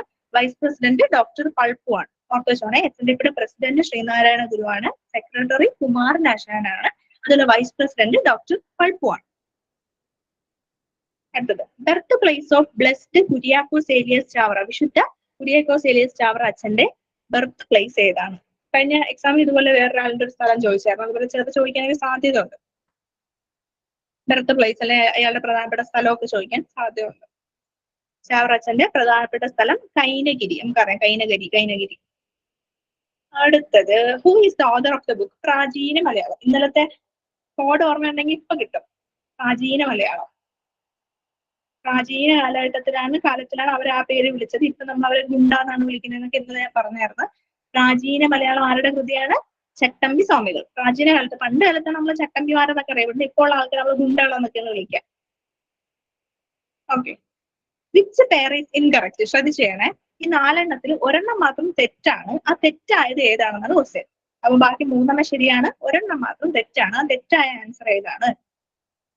യോഗക്ഷേമ സഭ 1908, നായർ സർവീസ് സൊസൈറ്റി 1914, സാധുജന പരിപാലന സംഘം 1903, ബാല സമുദായ പരിഷ്കരണി സഭ 1910. ഓക്കെ, സാധുജന പരിപാലന സംഘം അതിന്റെ വർഷമാണ് തെറ്റത്. സാധുജന പരിപാലന സംഘം 1907 അയ്യങ്കാളിയാണ് ഫോം ചെയ്തത്. അതൊഴിച്ച് ബാക്കിയെല്ലാം ശരിയാണ്. യോഗക്ഷേമ സഭയുടെ വർഷം 1908, നായർ സർവീസ് സൊസൈറ്റി 1914, ബാല സമുദായ പരിഷ്കരണി സഭ 1910. അടുത്ത question, to change Namboothiri into human. നമ്പൂതിരിയെ മനുഷ്യനാക്കുക എന്നത് ഏത് കൃതിയുമായി ബന്ധപ്പെട്ട അല്ലെ എന്ത് കാര്യം, ഏത് പ്രസ്ഥാനവുമായി ബന്ധപ്പെട്ട സ്ലോഗനാണ്? അതിന്റെ മുദ്രാവാക്യം. നല്ല മഴ പെയ്യുന്നുണ്ട് കേട്ടോ, സൗണ്ട് ബ്രേക്ക് ആണെന്നുണ്ടെങ്കിൽ പറയണേ. നമ്പൂതിരിയെ മനുഷ്യനാക്കുക എന്നുള്ളത് ഏത് പ്രസ്ഥാനത്തിന്റെ സ്ലോഗനാണ്? യോഗക്ഷേമ സഭയാണ്. യോഗക്ഷേമ സഭ ആലുവയില് ഈ നമ്പൂതിരി വിഭാഗത്തിൽ പെടുന്ന ആൾക്കാരുടെ ജില്ല എവിടെ? മഴ പെയ്യുന്നുണ്ടെന്ന് പറഞ്ഞതാണ്, തിരുവനന്തപുരമാണ്. ഓക്കെ, എവിടെയാണ് പറഞ്ഞത്? യോഗക്ഷേമ സഭ. നമ്പൂതിരി വിഭാഗത്തിൽപ്പെടുന്ന ആൾക്കാരിൽ കുറെ പ്രശ്നങ്ങളൊക്കെ ഉണ്ടായിരുന്നല്ലോ, അവരുടെ സ്ത്രീകൾ അനുഭവപ്പെടുന്ന പ്രശ്നങ്ങൾ, അങ്ങനെയൊക്കെ. അപ്പൊ ആ പ്രശ്നങ്ങളെയൊക്കെ ഒന്ന് മാറ്റാൻ വേണ്ടി നമ്പൂതിരിയെ മനുഷ്യനാക്കുക എന്ന സ്ലോഗനുമായി ബന്ധപ്പെട്ട് ആലുവയില് ദേശമംഗലം വലിയ ശങ്കരൻ നമ്പൂതിരി, നമ്പൂതിരി വിഭാഗത്തിൽപ്പെടുന്ന ആളല്ലേ, ദേശമംഗലം വലിയ ശങ്കുരൻ നമ്പൂതിരിയുടെ നേതൃത്വത്തിൽ തുടങ്ങിയ സഭയാണ് യോഗക്ഷേമ സഭ. അതിന്റെ വർഷം നമ്മൾ തൊട്ട് മുമ്പുള്ള ക്വസ്റ്റ്യൻ പഠിച്ചു, 1908. അടുത്തത്, who established places of worship non of നിഴൽ താങ്കൾ. അത് നമ്മൾ ഇന്നലെ പറഞ്ഞായിരുന്നു. നിഴൽ താങ്കൾ എന്ന് പറയുന്ന ക്ഷേത്രങ്ങൾ, പ്ലേസസ് ഓഫ് വർഷിപ്പ് തുടങ്ങിയ ആളിന്റെ പേരെന്താണ്? നിഴൽ താങ്കൾ.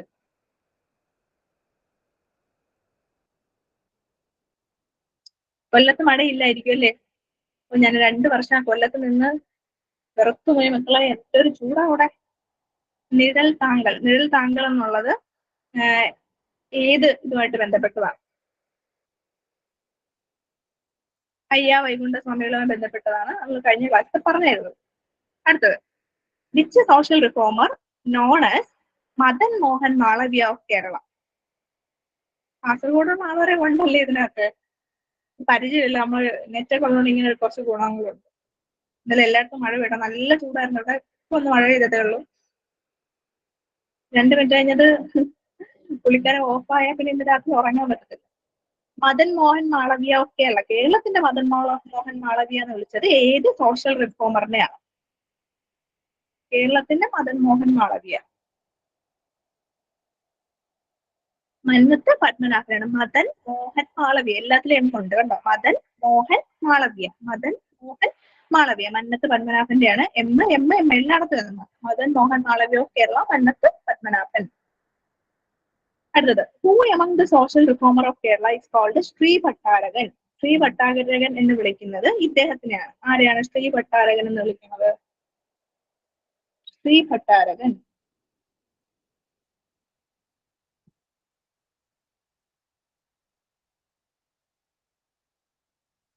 അദ്ദേഹത്തിന് കുറെ പേരുണ്ട്.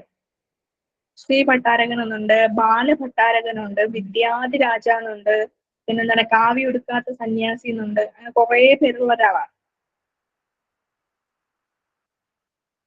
ചട്ടമ്പി സ്വാമികളാണ്. തിരുവനന്തപുരം കണ്ണപ്പുലിയാണ് അദ്ദേഹം ജനിച്ചത്. കുറെ പേര് ഞാൻ പറഞ്ഞു. കാവ്യ ഒടുക്കാത്ത സന്യാസി എന്ന് അദ്ദേഹത്തിനെ വിളിക്കുന്നുണ്ട്, വിദ്യാധിരാജ എന്ന് വിളിക്കുന്നുണ്ട്, അതുപോലെ ശ്രീ ഭട്ടാരകൻ എന്ന് വിളിക്കുന്നുണ്ട്, ബാലഭട്ടാരകൻ എന്ന് വിളിക്കുന്നുണ്ട്. പിന്നെ അദ്ദേഹത്തിന്റെ 2 പേരുകൾ നമ്മൾ നേരത്തെ പറഞ്ഞു, ചെറുപ്പത്തിലുള്ള പേര് അയ്യപ്പൻ എന്നും കുഞ്ഞമ്പിള്ള എന്നൊക്കെ വിളിക്കുന്നുണ്ട്. ഇതെല്ലാം ഒരേ ആൾ തന്നെയാണ്, ചട്ടമ്പി സ്വാമികൾ.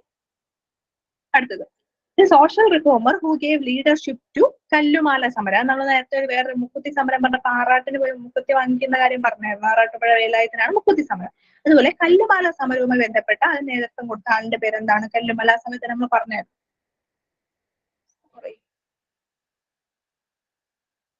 കല്ലുമാല സമരം നമുക്കറിയാം, തൊട്ടും പറഞ്ഞതേ ഉള്ളൂ, അയ്യങ്കാളിയാണ്. അടുത്തത് who is also known as Muthukutty Swami. Muthukutty Swami എന്ന് വിളിച്ചത് ആരെയാണ്? മുത്തുക്കുട്ടി സ്വാമി. മുത്തുക്കുട്ടി സ്വാമി. മറ്റേ രണ്ടുപേരും അല്ലെന്ന് നിങ്ങൾക്ക് അറിയാം. ചട്ടമ്പി സ്വാമിയാണോ വൈകുണ്ഠ സ്വാമിയാണോ എന്ന് മാത്രമേ ഡൗട്ട് ഉണ്ടാകാൻ സാധ്യതയുള്ളൂ. ചട്ടമ്പി സ്വാമിയുടെ കുറെ പേര് നമ്മളിപ്പോ പറഞ്ഞു. വിദ്യാധരാജ, ബാലഭട്ടാരകൻ, അതുപോലെ അയ്യപ്പൻ, കുഞ്ഞമ്പിള്ള എന്നൊക്കെയാണ് ചട്ടമ്പി സ്വാമിയുടെ പേര്. അല്ല, മുത്തുക്കുട്ടി സ്വാമി എന്ന് വിളിച്ച ആരാണ്? വൈകുണ്ഠ സ്വാമികളാണ്. വൈകുണ്ഠ സ്വാമി തുടങ്ങിയൊരു പ്രസ്ഥാനം ഉണ്ടായിരുന്നല്ലോ. നമ്മൾ കഴിഞ്ഞ ക്ലാസ്സിൽ പറഞ്ഞായിരുന്നു വൈകുണ്ഠ സ്വാമികൾ തുടങ്ങിയൊരു പ്രസ്ഥാനം. കേരളത്തിലെ ആദ്യത്തെ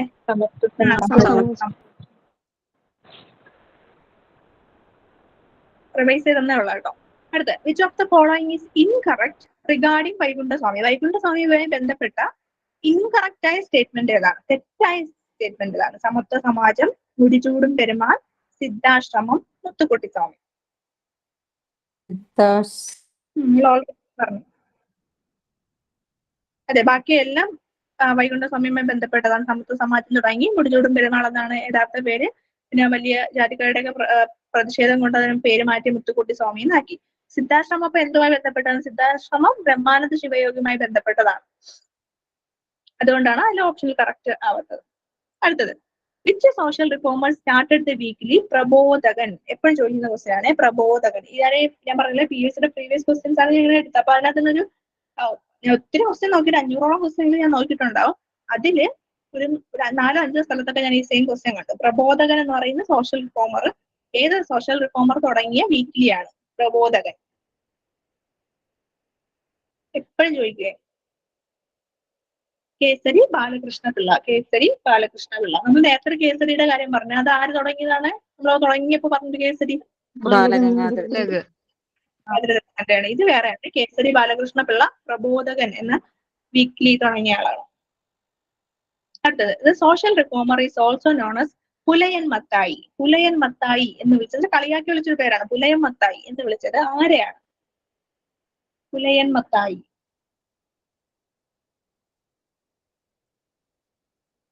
ഇതിൽ ഓപ്ഷൻ നോക്കുമ്പോൾ ചിലപ്പോൾ ഒരു സംശയം ഉണ്ടാവും അറിയാത്ത ആളിനാണെങ്കിൽ, അല്ലെങ്കിൽ നമുക്ക് പെട്ടെന്ന് എത്തും. ഇതില് ശരി ആൻസർ നമുക്കറിയാം കുമാരഗുരുവാണ്. പക്ഷെ കുമാരഗുരുവിന് പകരം പൊയ്കയിൽ അപ്പച്ചനാണെങ്കിൽ പിന്നെയും പെട്ടെന്ന് നമുക്ക് ആൻസർ കിട്ടുമായിരുന്നു. കുമാരഗുരു കാണുമ്പോൾ നമുക്ക് പെട്ടെന്ന് കിട്ടത്തില്ല. കുമാരഗുരുദേവൻ എന്നറിയപ്പെടുന്ന ആളും പൊയ്കയിൽ അപ്പച്ചന് രണ്ടും ഒരാളാണ്. കുമാരഗുരുദേവനാണ് പൊയ്കയിൽ അപ്പച്ചൻ. ഈ പൊയ്കയിൽ അപ്പച്ചന് പേര് കേൾക്കുമ്പോൾ നമുക്കറിയാം ക്രിസ്ത്യാനിയാണ്. പുള്ളിക്കാരൻ എന്ത് ചെയ്തു? ക്രിസ്ത്യാനിറ്റിയെ ഉപേക്ഷിച്ചു. ക്രിസ്തു മതത്തിൽ ഉപേക്ഷിച്ചിട്ട് പിന്നെ അദ്ദേഹം ദളിതരുടെ ലിബറേഷന് വേണ്ടിയിട്ട്, സ്ക്രീൻ കാണുന്നുണ്ടല്ലോ അല്ലെ, ദളിതരുടെ ലിബറേഷന് വേണ്ടിയിട്ട് പ്രവർത്തിച്ച ആളാണ്. അപ്പൊ ഒരാള് നിങ്ങളൊന്ന് ആലോചിച്ച്, നമ്മള് മതത്തിൽ നിന്ന് ഒരാൾ പുറത്തു പോയിട്ട് അവര് വേറെ വിഭാഗത്തിന്, അതും അന്നത്തെ കാലത്ത് താഴ്ന്ന ജാതിപ്പെട്ട വിഭാഗത്തിന് വേണ്ടി ഒരാൾ ഇങ്ങനെ പ്രവർത്തിക്കുക. അങ്ങനെ പ്രവർത്തിക്കുമ്പോൾ എന്ത് ചെയ്യും? സ്വാഭാവികമായിട്ട് ആ മതത്തിലുള്ള ആൾക്കാർ എന്ത് ചെയ്യും? അയാളെ കളിയാക്കി വിളിക്കണത് ദളിതന്മാരുടെ പിന്നെ മത്തായി എന്നൊക്കെ വിളിക്കുക. നമ്മൾ എപ്പോഴും ക്രിസ്ത്യൻസിൽ സ്ഥിരമുള്ള പേരല്ലേ മത്തായി. നമ്മൾ പറയോ മത്തായി വന്നിരിക്കുന്നു, അങ്ങനെ അറിയത്തില്ല. അതുപോലെ പുലയൻ മത്തായി. പുലയനാണ് പുള്ളിക്കാരൻ, മത്തായാണ് ക്രിസ്ത്യാനിയാണ്, പുലയന്മാർക്ക് വേണ്ടി പ്രവർത്തിക്കുന്ന അർത്ഥത്തിലാണ്, കളിയാക്കിയാണ് പുലയൻ മത്തായി എന്ന് വിളിച്ചത്. അദ്ദേഹം പൊയ്കയിൽ അപ്പച്ചനാണ്. സെയിം പേര് തന്നെയാണ് കുമാരഗുരുദേവൻ. രണ്ടുപേരും ഒരാൾ. പൊയ്കയിൽ അപ്പച്ചന്റെ വേറെ പേരാണ് കുമാരഗുരുദേവൻ. അദ്ദേഹം ക്രിസ്ത്യാനിറ്റിനെ വിട്ട് ദളിത് ലിബറേഷൻ മൂവ്മെന്റിന് വേണ്ടി പ്രവർത്തിച്ചു. അതുപോലെ അദ്ദേഹം PRDS പ്രത്യക്ഷ രക്ഷാ ദൈവസഭ എന്ന് പറഞ്ഞൊരു സഭ തുടങ്ങി. പ്രത്യക്ഷ രക്ഷാ ദൈവസഭ ദളിതർക്ക് വേണ്ടി തുടങ്ങിയ. അപ്പൊ അവരെ കളിയാക്കി അദ്ദേഹത്തിന് വിളിച്ചതാണ് പുലയൻ മത്തായി. ക്രിസ്തവത്തിൽ നിന്ന് പുറത്തുപോയി അവർക്ക് പ്രവർത്തിച്ചു അങ്ങനെ വിളിച്ചതാണ് പുലയൻ മത്തായി. പൊയ്കയിൽ അപ്പച്ചനാണ്, കുമാരഗുരുദേവനാണ്. അടുത്തത് പുരോഗമന കലാസാഹിത്യ പ്രസ്ഥാനം. പുരോഗമന സാഹിത്യ പ്രസ്ഥാനം അത് എന്താണ് തുടങ്ങിയത്? പുരോഗമന സാഹിത്യ പ്രസ്ഥാനം, പുരോഗമന കലാസാഹിത്യ പ്രസ്ഥാനം. പുകസ എന്ന് പറഞ്ഞാൽ എനിക്കറിയാം. ഈ പുകസയുടെ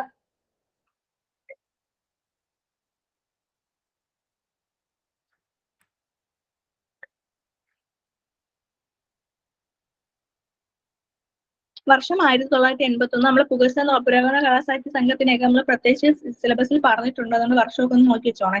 progressive arts and literary organisation ആണ് പിന്നെ പുകഴ്സ എന്നാണ് അറിയപ്പെടുന്നത്. 1981 അത് ഫോം ചെയ്തത്. അതിന്റെ പ്രധാനപ്പെട്ട ലീഡർ ആയിരുന്ന ആള് വൈലോപ്പള്ളി ശ്രീധര മേനോനാണ് പുകഴ്സയുടെ. അദ്ദേഹത്തെ ഇപ്പോഴത്തെ പ്രസിഡന്റ് ഷാജി എൻ കരുൺ, സംവിധായകൻ ഷാജി എൻ കരുണാനാണ് ഇപ്പോഴത്തെ പുകഴ്സയുടെ president. Secretary, general secretary Ashokan ചെരുവിലുമാണ്. ഓക്കെ, പുകഴ്സയുടെ ഇപ്പോഴത്തെ പ്രസിഡന്റ് ഷാജി എൻ കരുൺ സംവിധായകനാണ്. അതുപോലെ ജനറൽ സെക്രട്ടറി അശോകൻ ചെരുവിലാണ്, എഴുത്തുകാരനായിട്ടുള്ള അശോകൻ ചെരുവിലാണ്. വർഷം ഓർത്ത് വെച്ചോണേ, കാരണം സിലബസിൽ പ്രത്യേകം പറഞ്ഞിട്ടുണ്ട് പുകഴ്സ എന്ന്. അതുകൊണ്ട് 1981. അടുത്തത് the editor of Rasika Ranjini. Rasika Ranjini എന്ന് പറഞ്ഞ അതിന്റെ എഡിറ്റർ ആരായിരുന്നു? രസിക രഞ്ജിനി. എല്ലാരും ഉറങ്ങിയോ? ഇല്ലല്ലോ അല്ലേ? മഴ ആയാലും സൗണ്ട് ബ്രേക്ക് ചെയ്യണമെന്ന് പറയണേ. ഞാൻ വലിയ കാര്യത്തിൽ ഇവിടെ അങ്ങ് പ്രസംഗിക്ക് നിങ്ങൾ കേൾക്കുന്നുണ്ടാകത്തില്ല. രസിക രഞ്ജിനി. നമ്മൾ ഈ സിനിമയിലെ കാണാറില്ലേ തമ്പുരാക്കന്മാരൊക്കെ ഭയങ്കര രസികന്മാരാണ്. തമ്പുരാക്കന്മാരൊക്കെ ഭയങ്കര രസികമായിട്ടുള്ള കാര്യങ്ങളൊക്കെ ഭയങ്കര ഇഷ്ടമുള്ള ആൾക്കാരാണ്. നിങ്ങൾക്ക് അറിയത്തില്ലേ, ഇതാണ് പഴയ പിന്നെ കൊട്ടാരങ്ങളിലൊക്കെ ഇങ്ങനെ നർത്തകിമാരും പാട്ടുകാരും ഒക്കെ ഇങ്ങനെ കാണത്തില്ല. അതുപോലെ കൊടുങ്ങല്ലൂർ കുഞ്ഞിക്കുട്ടൻ തമ്പുരാനാണ് രസിക രഞ്ജിനി എന്ന് പറയുന്നത്. അപ്പൊ അവരൊരു മാഗസിൻ തുടങ്ങിയവർക്ക് സ്വാഭാവികമായിട്ട് അങ്ങനെ പേരല്ലേ ഇടത്തുള്ളൂ. കൊടുങ്ങല്ലൂർ കുഞ്ഞിക്കുട്ടൻ തമ്പുരാൻ. അദ്ദേഹം ലിറ്റററി ഫിഗേഴ്സ് എന്ന രീതിയിൽ നമ്മുടെ സിലബസിലുള്ള ആളാണ്. കൊടുങ്ങല്ലൂർ കുഞ്ഞിക്കുട്ടൻ തമ്പുരാൻ അല്ല രസികനായിട്ടുള്ള ആളാണ്. അദ്ദേഹം തുടങ്ങിയ മാഗസിന്റെ പേരാണ് രസിക രഞ്ജിനി. രസിക രഞ്ജിനി. ഒരു കുറച്ച് ക്വസ്റ്റ്യൻ ഉണ്ട്, 4-5 ക്വസ്റ്റ്യൻ കഴിയുമ്പോൾ നമ്മൾ കഴിയും. The novel Sharada is written by. Sharada എന്ന് പറഞ്ഞ നോവൽ എഴുതിയ ആൾ ആരാണ്? ശാരദ. ഇനി മുമ്പത്തെ പരീക്ഷയ്ക്ക് എന്തോ ചോദിച്ചു കേട്ടോ, ഇതുമായി ബന്ധപ്പെട്ട എന്തോ ഒരു കാര്യം ചോദിച്ചത്. ശാരദയുടെ ക്യാരക്ടറിന്റെ പേരെന്തോ? ശാരദ.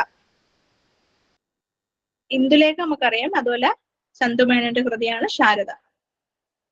പുറത്തുവെച്ചോണേ. നമ്മൾ അവസാനത്തെ 5 ക്വസ്റ്റ്യനിലോട്ട് എത്തിയിട്ടുണ്ട്. Vaidyajeevanam is a work written on Ayurveda. ആയുർവേദത്തിൽ എഴുതിയൊരു പുസ്തകമാണ് വൈദ്യജീവനം എന്നുള്ളത്. ആ പുസ്തകം എഴുതിയ ആരാണ്? ആയുർവേദവുമായിട്ട് ബന്ധപ്പെട്ട ആളെന്ന് വിചാരിക്കാത്ത ഒരാളാണ്. എനിക്കറിയാം, നിങ്ങൾക്ക് ഓപ്ഷൻ A, D ഒക്കെ വരുന്നതാണെന്ന് എനിക്കറിയാം.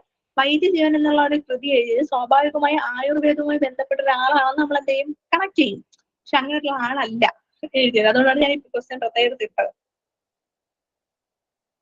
അങ്ങനെ അല്ല എന്ന് പറഞ്ഞപ്പോൾ നിങ്ങൾക്ക് പെട്ടെന്ന് ഓപ്ഷനിൽ ആൻസർ കിട്ടി. ഇതുപോലെ എന്തെങ്കിലുമൊക്കെ നമുക്ക് കിട്ടണം, എന്നാലേ നമുക്ക് ആൻസർ കിട്ടത്തുള്ളൂ. കിട്ടി അച്യുതനും പാച്ചുമൂത്തതും അപ്പുപെട്ടൊക്കെ നമുക്ക് എന്താണ് ആയുർവേദമായിട്ട് കണക്ട് ചെയ്ത് നമുക്ക് കിട്ടിയതാണ്. പക്ഷെ വൈദ്യജീവനം എന്ന് പറയുന്ന ആയുർവേദമായിട്ടുള്ള ബന്ധപ്പെട്ട കൃതി എഴുതിയ ആള് വള്ളത്തോൾ നാരായണ മേനോനാണ്. മറന്നു പോകരുത്. വൈദ്യജീവനം എന്നുള്ള ആയുർവേദവുമായി ബന്ധപ്പെട്ട കൃതി എഴുതിയ ആള് വള്ളത്തോൾ നാരായണ മേനോനാണ്. ആയുർവേദമായിട്ടൊരു ബന്ധമില്ലാത്ത ആളാണ്. അടുത്തത് who is regarded as Kerala Hemingway. Kerala Hemingway എന്നറിയപ്പെട്ട ആളാരാണ്? കേരള ഹെമിംഗ്വേ. ഹെമിംഗ്വേ ധാരാളം പുസ്തകം എഴുതിയ ആളാണ് കേരള ഹെമിംഗ്വേ.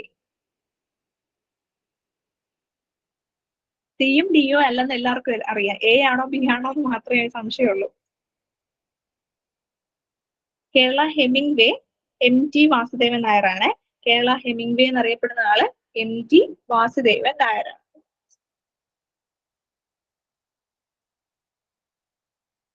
അടുത്തത് Veenapoovu of Kumaranasan first published in. Hemingway. Hemingway എന്ന് വെച്ചാൽ എഴുത്തുകാരന്റെ പേരാണ്. ഇംഗ്ലീഷ് ലിറ്ററേച്ചറിലുള്ള എഴുത്തുകാരന്റെ പേരാണ്. അപ്പൊ അദ്ദേഹത്തിന്റെ ഇങ്ങനെ നമ്മളിപ്പോ എന്താണ് ഇങ്ങനെ ഓരോരുത്തർ വെച്ചിട്ട് ഇങ്ങനെ പറയാറില്ലേ, അതുപോലെ കേരളത്തിൽ ഹെമിംഗ്വേ എന്നറിയപ്പെട്ട ആളാണ് MT വാസുദേവൻ നായർ. അതുപോലെ വീണപൂവ് കുമാരനാശാൻ ആ കൃതി ഏത് ഇതിനകത്താണ് ആദ്യമായിട്ട് പബ്ലിഷ് ചെയ്ത് വന്നത്? ഇത് എപ്പോഴും ചോദിക്കുന്ന ക്വസ്റ്റ്യൻ ആണ്. ഒരു 5-6 സ്ഥലത്ത് ഞാൻ സെയിം ക്വസ്റ്റ്യൻ കണ്ടു. മിതവാദിയിലാണ്. മിതവാദി എന്നുള്ള മാഗസിനകത്താണ് ആദ്യമായിട്ട് വന്നത്. ഈ മിതവാദി തുടങ്ങിയ ആരാണ്?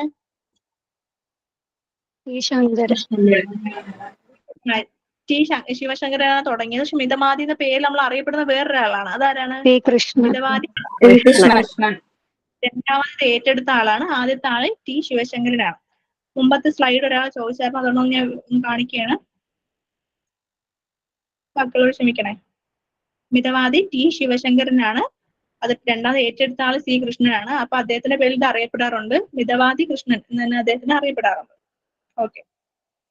അടുത്തത്, ആശ is the scheme for providing which of the following services to the people of India? ഇന്ത്യയിലെ ജനങ്ങൾക്ക് വേണ്ടിയിട്ട് താഴെ പറയുന്നതിൽ ഏത് കാര്യം ചെയ്യാൻ വേണ്ടിയിട്ടാണ് ആശ എന്ന് പറയുന്ന സ്കീം കൊണ്ടുവന്നത്? ആശ വർക്കർ എന്നൊക്കെ നിങ്ങൾ കേട്ടിട്ടുണ്ടായിരിക്കും. അറിയാം, എല്ലാവർക്കും അറിയാം. ആശ വർക്കറിനെ എന്തായാലും കണ്ടിട്ടുണ്ടാവും നിങ്ങൾ. ഹെൽത്ത് സർവീസുമായി ബന്ധപ്പെട്ടതാണ്. ആശ എന്നുള്ളതിന്റെ ഫുൾ ഫോം നോക്കിക്കോണേ, അക്രഡിറ്റഡ് സോഷ്യൽ ഹെൽത്ത് ആക്ടിവിസ്റ്റ് എന്നാണ് ASHA. Accredited social health activist. Accredited, അതായത് അവര് എന്താണ്, ഗവൺമെന്റ് അവരെ നിയോഗിച്ച ആൾക്കാരാണ്. അക്രഡിറ്റഡ് സോഷ്യൽ ഹെൽത്ത് ആക്ടിവിറ്റീസ് ആണ്. 2005 ഈ ആശ എന്ന് പറയുന്ന ഹെൽത്ത് സർവീസ് തുടങ്ങിയത്. ഈ അവസാനത്തെ 2 ക്വസ്റ്റ്യനും കൂടെ. അടുത്ത question, Pradhanmantri Jan Dhan Yojana has been launched for. താഴെ പറയുന്നതിൽ എന്ത് കാര്യത്തിനാണ് പ്രധാനമന്ത്രി ജൻ ധൻ യോജന തുടങ്ങിയത്? പ്രധാനമന്ത്രി ജൻ ധൻ യോജന. കഴിഞ്ഞ ദിവസം തന്നെ ഞാൻ പറഞ്ഞിരുന്നു, കുറെ ക്വസ്റ്റിന്റെ ആൻസർ നമുക്ക് ക്വസ്റ്റ്യനിൽ നിന്ന് തന്നെ കിട്ടും. ജൻ ധൻ യോജന, ജൻ ധൻ യോജന. ജനങ്ങളുടെ ധനവുമായി ബന്ധപ്പെട്ട കാര്യമാണ്. പിന്നെ ഓപ്ഷൻ സി ആണോ ഡി ആണോ എന്ന് മാത്രം നോക്കിയാൽ മതി. ജൻ ധൻ യോജന എന്നുള്ളത് promoting financial inclusion in the country. Financial inclusion വേണ്ടി കൊണ്ടുവരാൻ വേണ്ടിയിട്ടാണ്. അതായത് അത് എന്താണെന്ന് ഞാൻ ഇവിടെ പറഞ്ഞിട്ടുണ്ട്.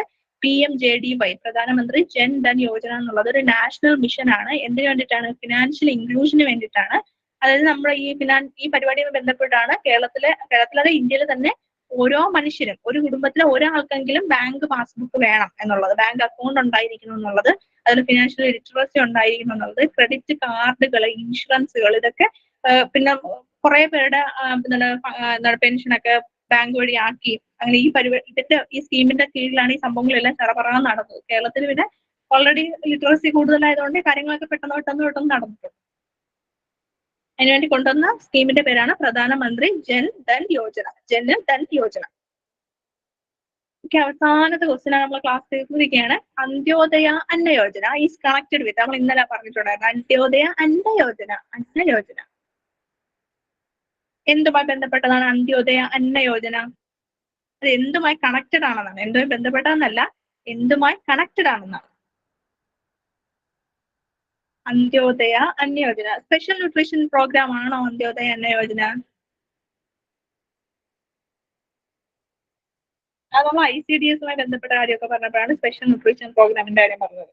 കുട്ടികൾക്കും ഗർഭിണികൾക്കും ഒക്കെ പ്രത്യേകം ന്യൂട്രീഷൻ കൊടുക്കാൻ വേണ്ടി ICDSന്റെ കീഴിൽ കുറെ പരിപാടികളൊക്കെ ഉണ്ട്.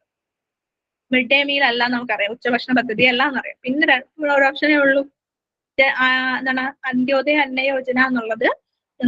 റേഷൻ പീടികകൾ വഴി പബ്ലിക് ഡിസ്ട്രിബ്യൂഷൻ സിസ്റ്റം, നമ്മുടെ റേഷൻ കടകൾ വഴി 65 വയസ്സിൽ കൂടുതലുള്ള ആൾക്കാർക്കൊക്കെ 10 കിലോ വീതമൊക്കെ അരി കൊടുക്കുന്ന, വളരെ തുച്ഛമായിട്ടുള്ള പൈസയിൽ കൊടുക്കുന്ന പരിപാടിയാണ് അന്ത്യോദയ അന്ന യോജന. പിന്നെ വർഷം നമ്മൾ പറഞ്ഞായിരുന്നു, എന്നത് ഓർമ്മയുണ്ടോ? നമ്മൾ നല്ല ഫുഡ് അടിക്കുന്ന ദിവസത്തെ പറ്റി പറഞ്ഞായിരുന്നു ഇന്നലെ. ഡിസംബർ 25. ഡിസംബർ 25. ക്രിസ്മസിന് നല്ല ഫുഡ് അടിയാണ് നമ്മൾ പറഞ്ഞു. ക്രിസ്മസിന്റെ അന്ന് ഡിസംബർ 25 വർഷവും പറഞ്ഞത് 2000. നമ്മൾ 75 ക്വസ്റ്റ്യൻസ് പഠിച്ചിരിക്കുകയാണ്. നമ്മൾ സിലബസ് അടുത്ത് അല്ലാണ്ടൊക്കെ പഠിക്കാനായിട്ട് നമ്മൾ ഭയങ്കരമായിട്ട് മടുത്തു. പക്ഷെ നമുക്ക് നമ്മൾ 1 മണിക്കൂർ കൊണ്ട് 3/4 മണിക്കൂർ കൊണ്ട് 75 ക്വസ്റ്റ്യൻ പഠിച്ചിട്ടുണ്ട്. നിങ്ങൾ ചെയ്യേണ്ട കാര്യം ഈ 75 ക്വസ്റ്റ്യനും ഇനി തെറ്റിക്കരുത്. ബാക്കി നമുക്ക് പഠിക്കാൻ പറ്റുന്നതൊക്കെ നിങ്ങൾ പഠിച്ചോളാം. പക്ഷെ ഈ 75 ക്വസ്റ്റ്യൻ, പിന്നെ കഴിഞ്ഞ ക്ലാസ്സിൽ ഒരു 50-60 ക്വസ്റ്റ്യൻ ഉണ്ട്. 50-60 അപ്പോൾ 150-200ഓളം ക്വസ്റ്റ്യൻ നിങ്ങൾ പഠിച്ച ആ ക്വസ്റ്റ്യൻസ് ഇനി തെറ്റിക്കരുത്. അപ്പൊ May 8 ഇനി എക്സാം. പിന്നെ ഇനി ഇത് കഴിഞ്ഞിട്ട് ഇനി ജനറൽ ക്ലാസ് ഉണ്ടാവുമെന്ന് എനിക്ക് അറിയത്തില്ല. എന്തായാലും എല്ലാവർക്കും ഓൾ ദ ബെസ്റ്റ് പറയാം. എല്ലാവർക്കും പെട്ടെന്ന് ഒരു ജോലിയിലേക്ക് കയറിയിട്ട് പെട്ടെന്ന് സെക്യൂർ ആവാൻ പറ്റട്ടെ.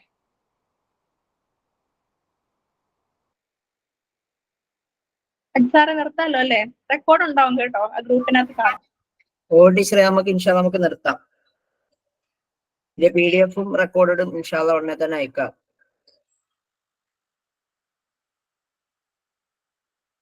ഓക്കെ, അപ്പോൾ ഇന്നത്തെ സെഷൻ നമുക്ക് വേണ്ടി ഹാൻഡിൽ ചെയ്ത സുമയ്യ ടീച്ചറിന് ബ്രൈറ്റ് അക്കാദമിയുടെ ഭാഗത്ത് നിന്നുള്ള നന്ദി അറിയിക്കുന്നു. അതോടൊപ്പം തന്നെ നിങ്ങൾ ഓരോരുത്തർക്കും വരുന്ന PSC എക്സാമിന് ഏറ്റവും ഉയർന്ന മാർക്ക് തന്നെ കരസ്ഥമാക്കാൻ കഴിയട്ടെ എന്ന് ആഗ്രഹിച്ചുകൊണ്ട് പ്രാർത്ഥിച്ചുകൊണ്ട് നിർത്തുന്നു. ശുക്രൻ ജസീലൻ ലി ഹുസ്നി ഇസ്തിമായിക്കും വൗസിക്കും ബിദ്വ. അസ്സലാമു അലൈക്കും വറഹ്മത്തുള്ളാഹി വബറകാതുഹു.